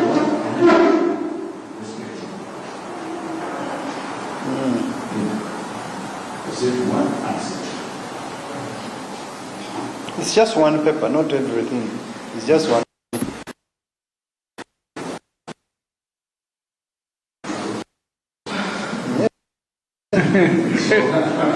It says a lot. It has everything. Supplement what it is. It's okay for you to supplement documents, but as long as you have version 1, version 2, We will determine when we compute daily. That will be our determination.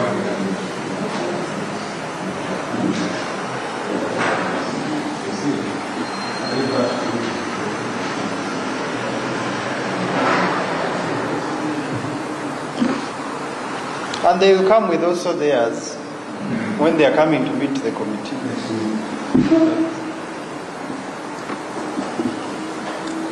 So how far have we gone with that? It was just a network challenge.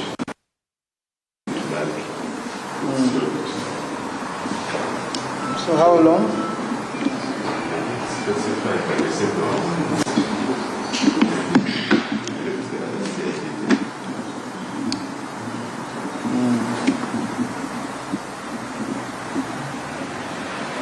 Can you confirm with the other CID officer how long it's going to take?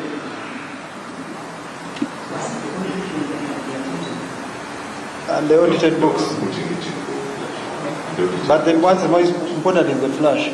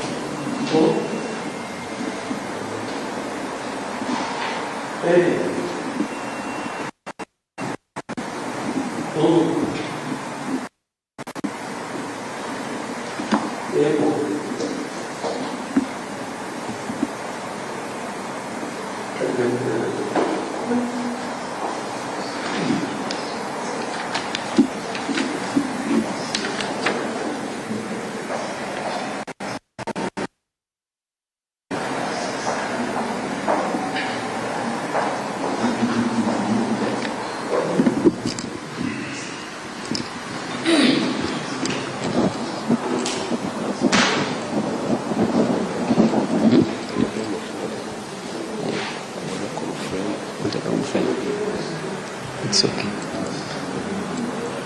Wow. See one. See one.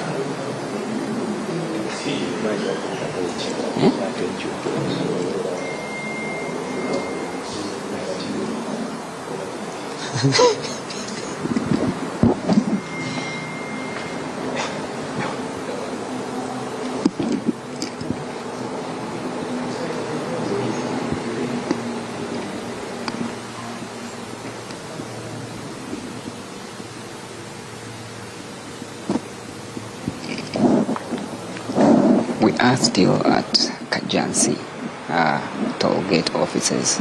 These are the premises that house the Entebbe Express Collection Centers, a company that is under Pinnacle Security Company Limited, a company that was subcontracted to collect revenue on Entebbe Expressway on behalf of government, where the members of parliament did pay a courtesy visit, or a surprise visit, if I might say, of course, in regards to the operations of the entity here. And they are assessing or querying the operations that are conducted, carried out on a daily basis, on a monthly basis, and on an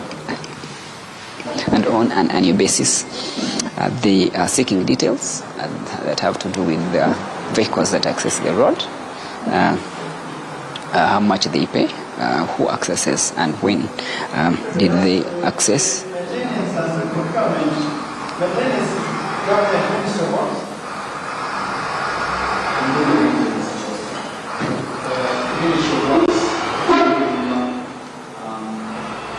We will listen into a few of the things that the area manager has to say, which we are now operating. It's one contract, operation and maintenance. So you use your own funds, or ministry still finances and maintenance? Ministry pays a fixed fee per month for the operation and maintenance of this road.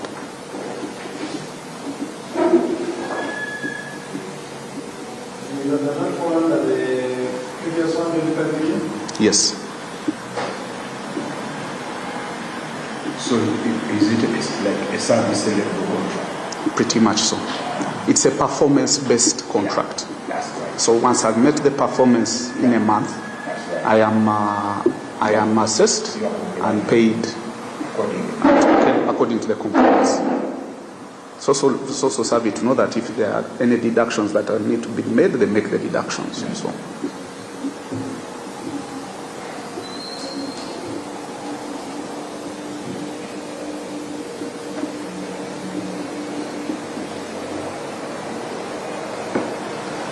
So you have indicators in your contract? Correct. They call key performance indicators. Yes.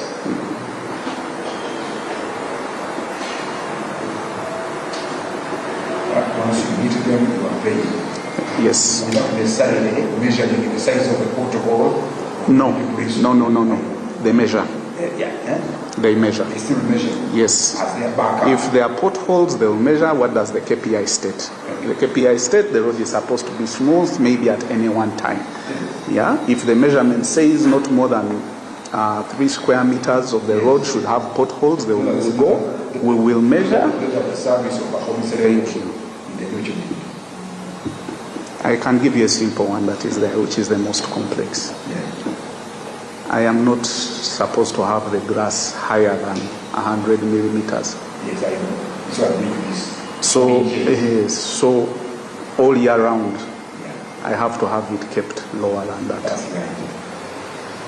And I'm talking about almost a 999,000 square meters of grass. But we have been achieving it.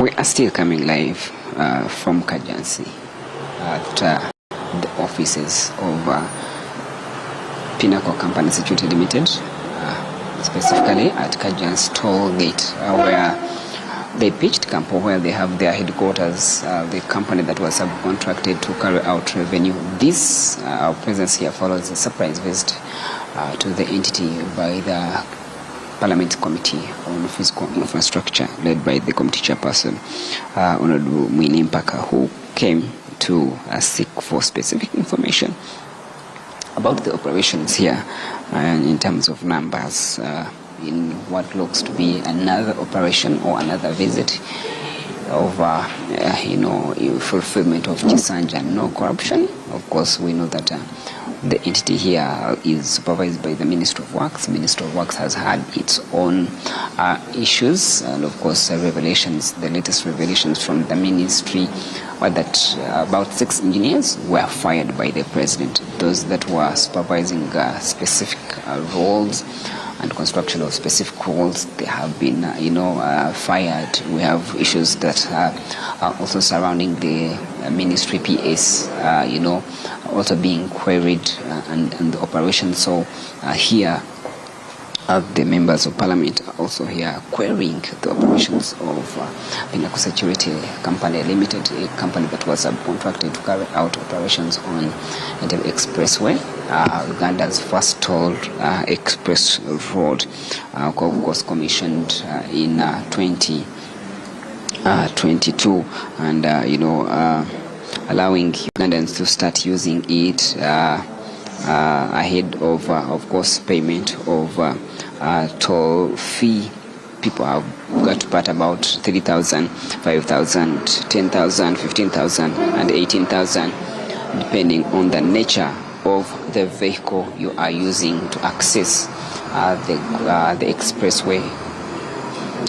Depending on whichever access point you are using, of course the area has so many access points for you. If you want to use it, there is Busega, there is Kajansi, Reza in Munyonyo, and then there is Impala, and then there is Entebbe for those that come direct from Entebbe. And of course the express was built to reduce traffic, especially on the main on the old Entebbe road, or on the main Entebbe road, for those of you that have used the same road. And so now about 30 or 40 minutes rather for people to travel either from Kampala or to Entebbe, from Entebbe to Kampala, compared to old times where it take maybe about 2 hours or so, or more than an hour to get to where you are going. And of course the road has attracted traffic and many have embraced it, and right now the revenues of those that have been paying it, if you have paid any money, if you have made use of it, now the revenues that you have paid are being queried on whether that money was actually paid to the government of Uganda. And the expressway is of course Uganda's first toll expressway and connects Busega in Kampala to Entebbe International Airport, of course providing the fastest alternative to the old Entebbe road, which is most times or often congested. And of course it was open to traffic in June 2018, and giving Ugandans some good time of making use of the same road without paying until January 2022, when Ugandans started paying. The road stretches for about 36.9 kilometers, that's about 37 kilometers. But of course part of the road that is under toll is about 25 kilometers, so that is Busega to Mpala. Between that, to access that at least that part of the road, one must have paid, and of course has 4 lanes to that is each going in the opposite direction. 2 lanes on the left, 2 lanes on the right. Of course, those are separated to make sure that no one at least moves from one lane to another without making use of the roundabout or without first exiting. If you get in here, then of course you are meant to first either exit for you to of course make to turn to another part of the road. Of course, the original construction plan of the road was about Uganda shillings 1.919 trillion at by then, but of course later it was revised, moving from with a few $1 billion also included, and about 8.4 billion for additional works added. So of course the funding of this road is about 73%, which is about $350 million coming in from Exim Bank of China, and about government providing about 26.4% in the construction of the road. And of course, we expect government to be paying back to the construction, and let's listen into the teacher person. Next week, to analyze what we have and compare with what we received. Then we hope to report back to Parliament in 1 week's time. Members, anything you want to say?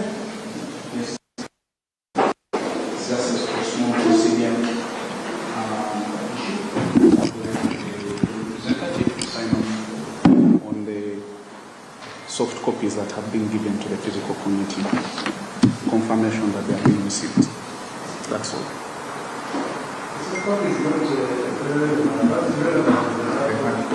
Yeah, but for me, unfortunately, I have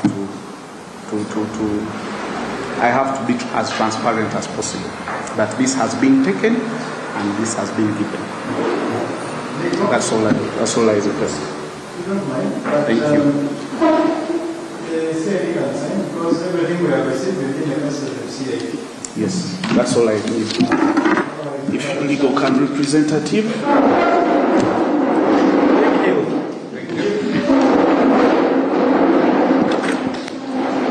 Well, it is now the departure. It looks like here has already collected the information that to seek in terms of the operation.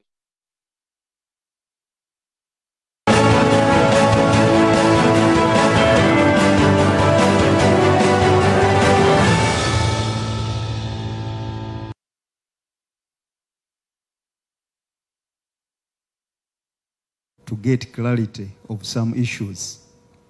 Then number 2, Mr. Chairman, Mr. Owoli is a board member of Kajansi, but again is one of the decision makers in NSSF.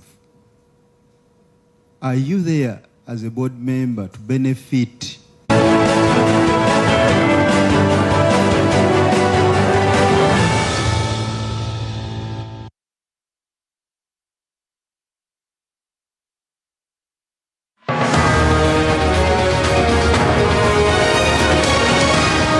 news?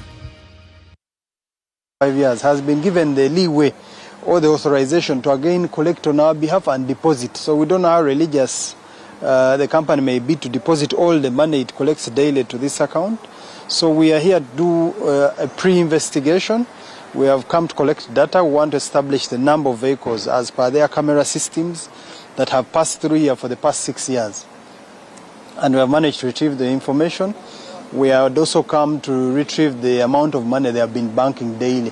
We're also going to go to the bank where they have been banking and get certified statements regarding the deposits. Then we can inform Parliament, because everything we're doing on behalf of Parliament, whether this, even before we go to whether this deal was worth it, we need to establish even the little money. Have we received it? The money people are paying here daily, is this money helping us pay for this road? So we're here to get information which will facilitate our investigation, which will start Monday and hopefully be concluded by end of next week, and represent to the floor of Parliament our findings. The manager did express some dissatisfaction, saying that at one point he talks about being coerced to sign on 2 documents, and he said that there was no formal communication of the visit. Parliament has, a committee of Parliament has the powers of the High Court. We have the power to compel someone to produce documents. This private company signed with the government of Uganda a contract, and we are paying this private company 125 billion, a period of 5 years. So really, if we ask for information, you are now collecting money on our behalf and depositing on our behalf. So we want to know, if we ask for that information and you fail to give it to us, at times we will have to enforce our powers as stated in Rule 218 of our Rules of Procedure, and this is what we have done. Fortunately enough, we have got all the information we need. What are you looking out for? We are looking out for leakages. If there's any leakage in the finances, the money they are collecting versus what they are depositing, we are looking out for that leakage. That's what we are doing today. We have taken the audited books of accounts. There are collections that they are collecting per month. We have also taken details of the number of vehicles that go through the system daily. So we're going to do reconciliation when they come.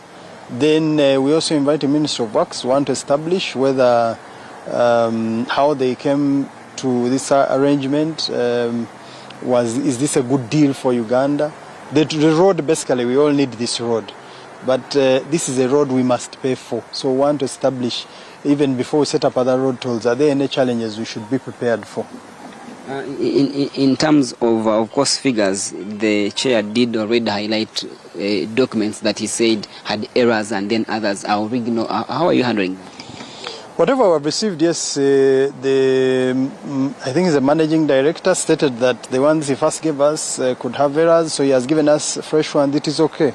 We are going to examine, because we have daily, we now have, we got from their system the daily traffic, so we are going to establish how much and reconcile with what he has given us, the 2 different documents that he has given us.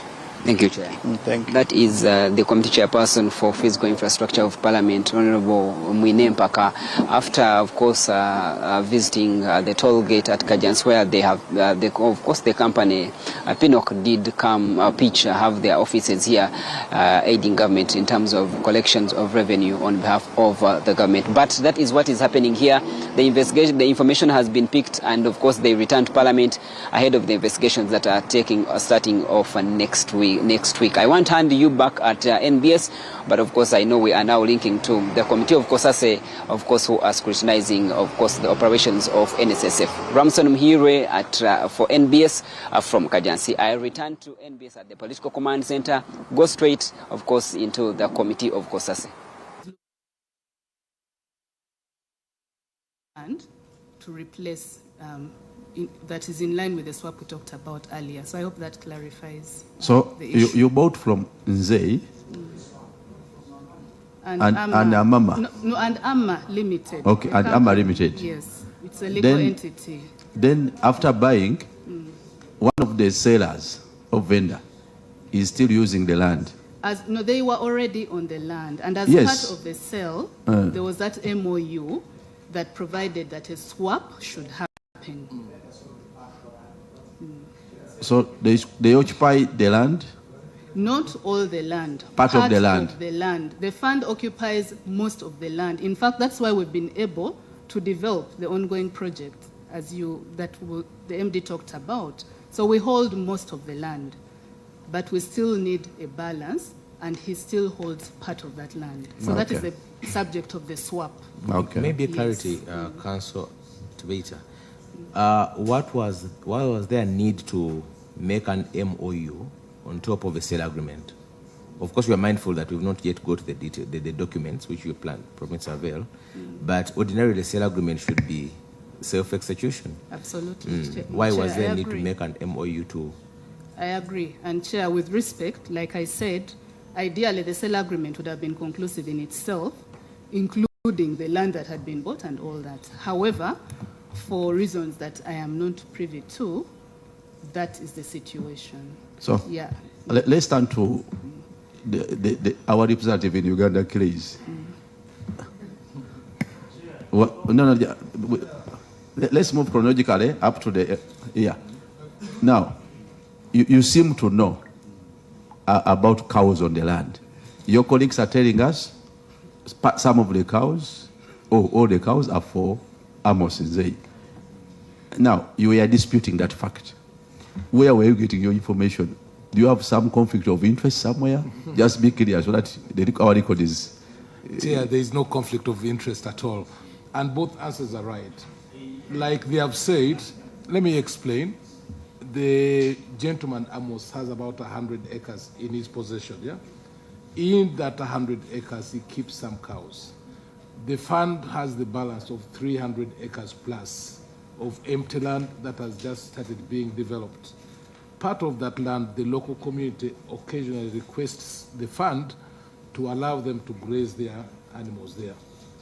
I'm in charge of security at the fund, so we normally allow the neighboring community to part of good neighborliness. So it's both correct that some of the cows are in Mr. Nzei's 100 plus acres, and some of the cows the Honorable could have seen would be for the community. Do you have evidence to that?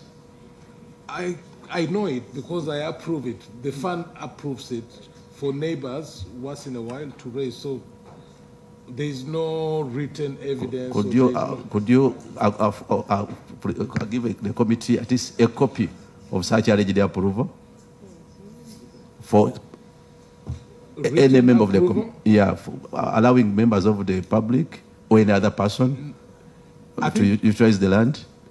Utilizing would probably not be the word to use it. There are neighboring communities around us. There is empty land with grass in it. So when did you last visit the land? Maybe last in Temangalo, maybe Yes. 4 months, 5 months ago. So you visit after which interval? I visit about twice in a year. Twice in a year. Yes, Honorable. Thank you, Chair. My question goes to the officer in charge of security. Whether his level of kindness has allowed the fund, even him as an officer, to even give the neighboring communities permission to construct paddocks on that land. Because the land I'm talking about, there are paddocks, very organized. I don't think that can be done by the neighboring communities. Secondly, the land, Chair, want the legal officer to clarify whether the land that Amos is utilizing is owned by him or the fund. Who has the title for that land? That is our interest. Thank you. I think we may be, and we may actually need to visit some of these properties. Because if for you go there twice a year, it appears a member normally uses the same road to his home. Now, and your colleagues are having different answers to the same question. Maybe we shall have to ascertain on the ground. We shall come back to that later. MD? Thank you. I just wanted to bring to one thing that the good news is this. After years of delay, as you mentioned, we are constructing, developing close to 500 homes in Temangalo that are going to go into for sales by the end of September. That will be 500 homes. The first phase that we are going to build, or we are building there. Also touches a bit on what you asked. The testimony that we had is basically we own the title, the entire title, including where Zay's house is in the name of the fund. After transfers, that's when he wanted to keep the house, but the condition was, which goes to a question that I believe one of the honorable raised, that land in Namungwana is a different piece of land. No, there are three conditions. The land had to be adjacent to our land, it had to be squatter-free, and be suitable for what we wanted to do. Those were the three conditions. And all the swaps he has attempted, none of the pieces he has offered meets all the three criteria. That's why it has taken that long. So the notice of eviction is when we get out of our land, because we hold the title to to what he now has in that case. So that kind of even where we are with Temangalo. 500 homes are coming up. We'll begin pre-sales end of September. Lubowa, we just finished the first phase of 300 homes, have sold the homes. There are only 8 homes remaining in Lubowa today, out of 306 that were constructed. So there is progress in terms of what we're doing with this land and developing it, in spite of the long history and delay that it has gone through in that case. When we come to the issue of Uganda clays, I think the question was, is this the only entity? That's the only loan that we have given to an entity. And this was done in 2011 before the UBRA Act was enacted. Because the UBRA Act, that came, the section that the Honorable Member 68, that was part of the UBRA Act. This loan was lent prior to the enaction of the UBRA Act. So there is no violation of any section in that case. There is a gentleman just mentioned something about TAT, that we said people get their monies in 2 days. It's unfortunate if you have a member who has come and has complained. It's possible. But the average in terms of what we pay, and we have 6 classes of benefits that we pay. Some of them like age benefit, which is somebody's 55, the average is 3.5 days. We know if the paperwork is together and everything is right, we pay it as quickly as we can. Survivor benefit takes a while because there are dependencies. Because somebody has to get the administration letters, has to go to court, has to declare. That takes a while before a member can get their money. But otherwise, in general, we're actually paying these things well. And that's why members actually, the level of satisfaction with the fund is incredible because they know we do pay when they need. Now, occasionally you run into a problem where somebody has, typical us in Uganda, I have a phone number, but it's not in my name, which means you can't initiate that transaction on your phone because there will be a conflict between what we have in the system and what you have on your phone. In that case, that member is going to come and walk and go to a branch to initiate those transactions. But otherwise, in terms of the TAT payments, we actually do. I think there was a question that raised a bit in terms of the representation of fund, board, or staff on another board. It's common. If you're an investor and you started a business, you, as the investor in that business, shouldn't you appoint a representative to make sure that your business affairs are being monitored and taken? So it's not unusual for fund employees, fund staff, or board to be on the other investor bonds. So actually, it's a prudent thing, a business thing that we need to do in that case. A bit of, I think, I've given you Lubowa, I've given you Temangalo, where we are. He said pension towers, we hope it will be finished by January 2027. We are already, and he gave us how much? 83%. How much have we spent? Through you, Chair. We've invested 322 billion to date. 22 billion. In how many years? Okay, the project was started in 2000, but it had a redesign and the whole story. But up to now, when you look at the existing contracts, what has been paid to date is 322 billion. And when do you hope to finish it? End of January 2027. January 2027. Yeah. It's at 83%. Which is about 6 months from now. Now let's have a 3-minute fitness break. Then we proceed with the response. May we stand up, please? Just 2 minutes. We cool down and say, blood saturation. Say blood saturation. Blood saturation. Blood saturation. Blood saturation. Blood saturation. Blood saturation. Blood.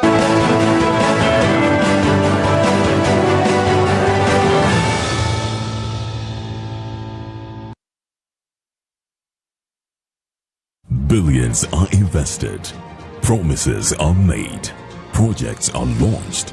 But what happens after the ribbon is cut? Are public funds delivering results? Are communities seeing the impact? Every Sunday, NBS Television follows the money, audits the promises, and examines the projects shaping Uganda with facts, evidence, and voices from the ground. Fixing Uganda, auditing progress, demanding accountability. Every Sunday, only on NBS Television.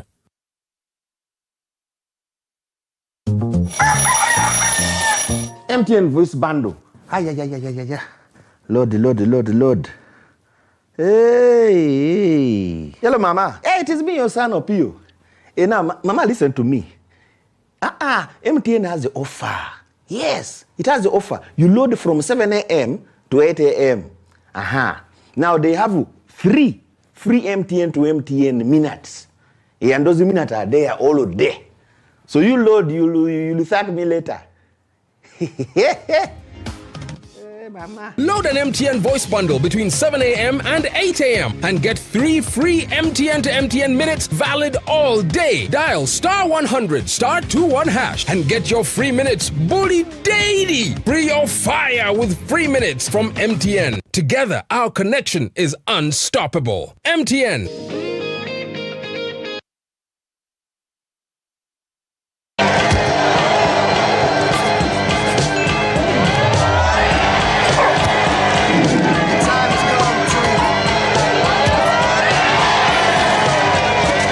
Oi! There's only one Vinny J. Football is better with Pepsi. Pepsi, thirsty for more. Join renowned Pan-African Bishop Joshua Maponga Marara III from Zimbabwe as the keynote speaker at the 9th Pan-African Pyramid Global Awards 2026 and 12th anniversary dinner to be held on the 29th of August 2026 at Munyonyo's Peak Resort from 2 p.m. The theme is honoring the humanitarian legacy of Comrade Rajiv Ruparelia. Book your dinner card now on 0757 342 317 or 0782 342 317. This is the true awakening of African Renaissance. Come, let's rekindle our roots. Africa, don't agonize, organize. Powered by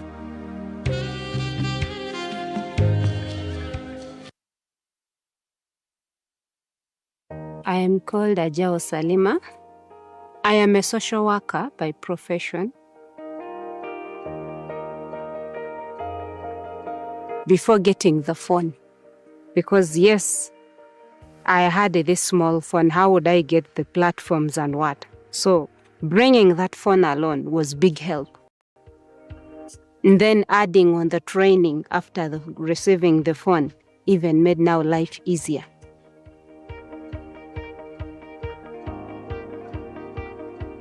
I learned how to use WhatsApp, make video calls, perfect myself on internet skills, business on internet.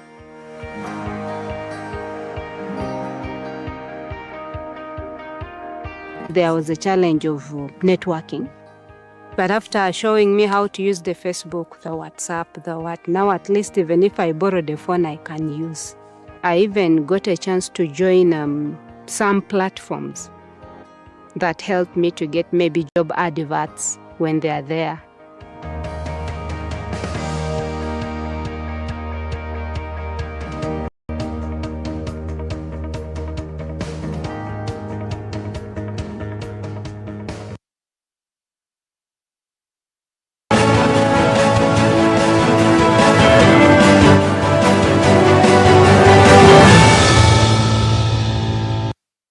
But the money was being deducted and sent to us without registration.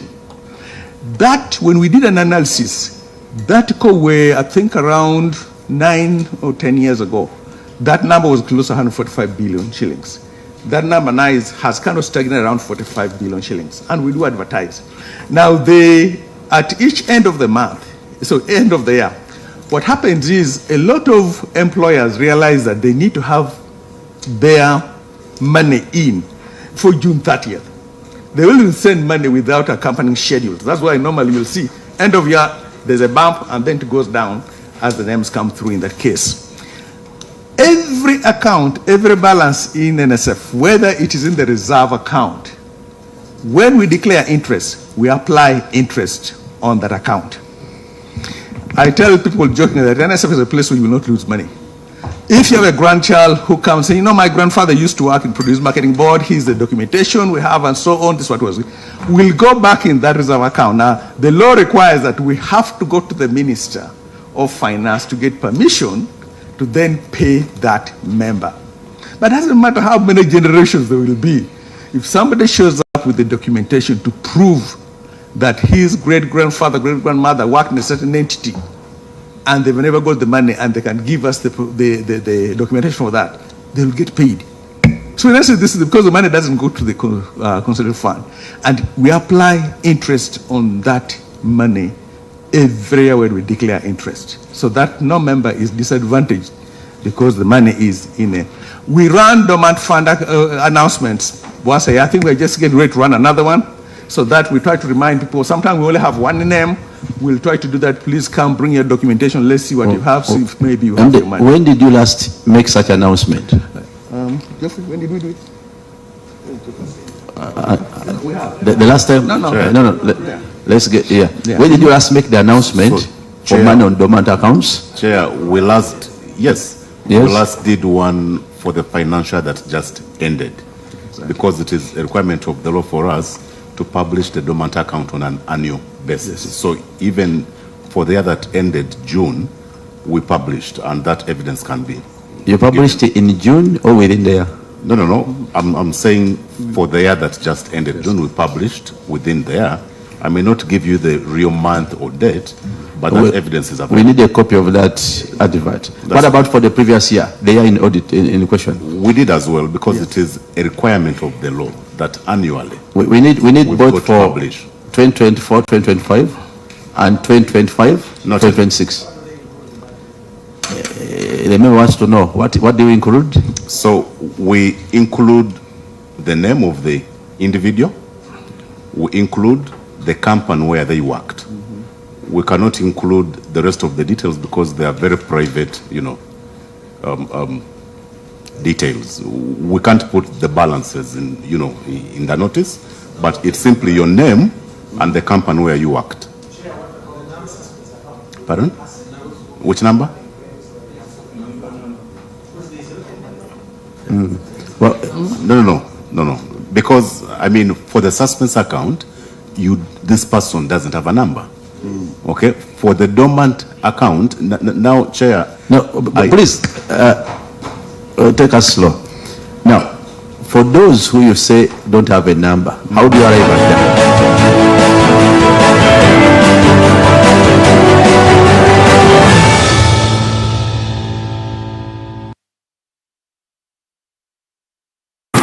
August 2026 is here!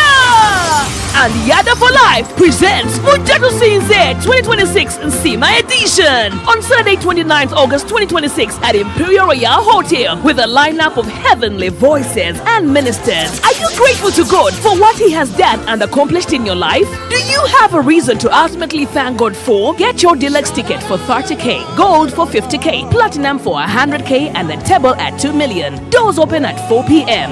Buy your ticket at Unique Uniforms, Uganda House, and at House of Rest, Former Fido Dido. For bookings and reservations, call 0760-595-316 or 0708-766-536. Mujatu Sinze 2026 Nsima Edition, and proudly sponsored by Yuga Tunes, Afro Mobile, and Yuka TV, and NBS Music.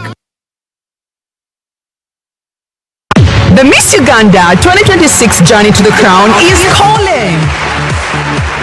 Are you confident, intelligent, ambitious, and ready to represent the Pearl of Africa? Register now. Log on to missuganda.org. Celebrating 15 years of true Ugandan beauty. Follow the search on StarTimes Makula Chika.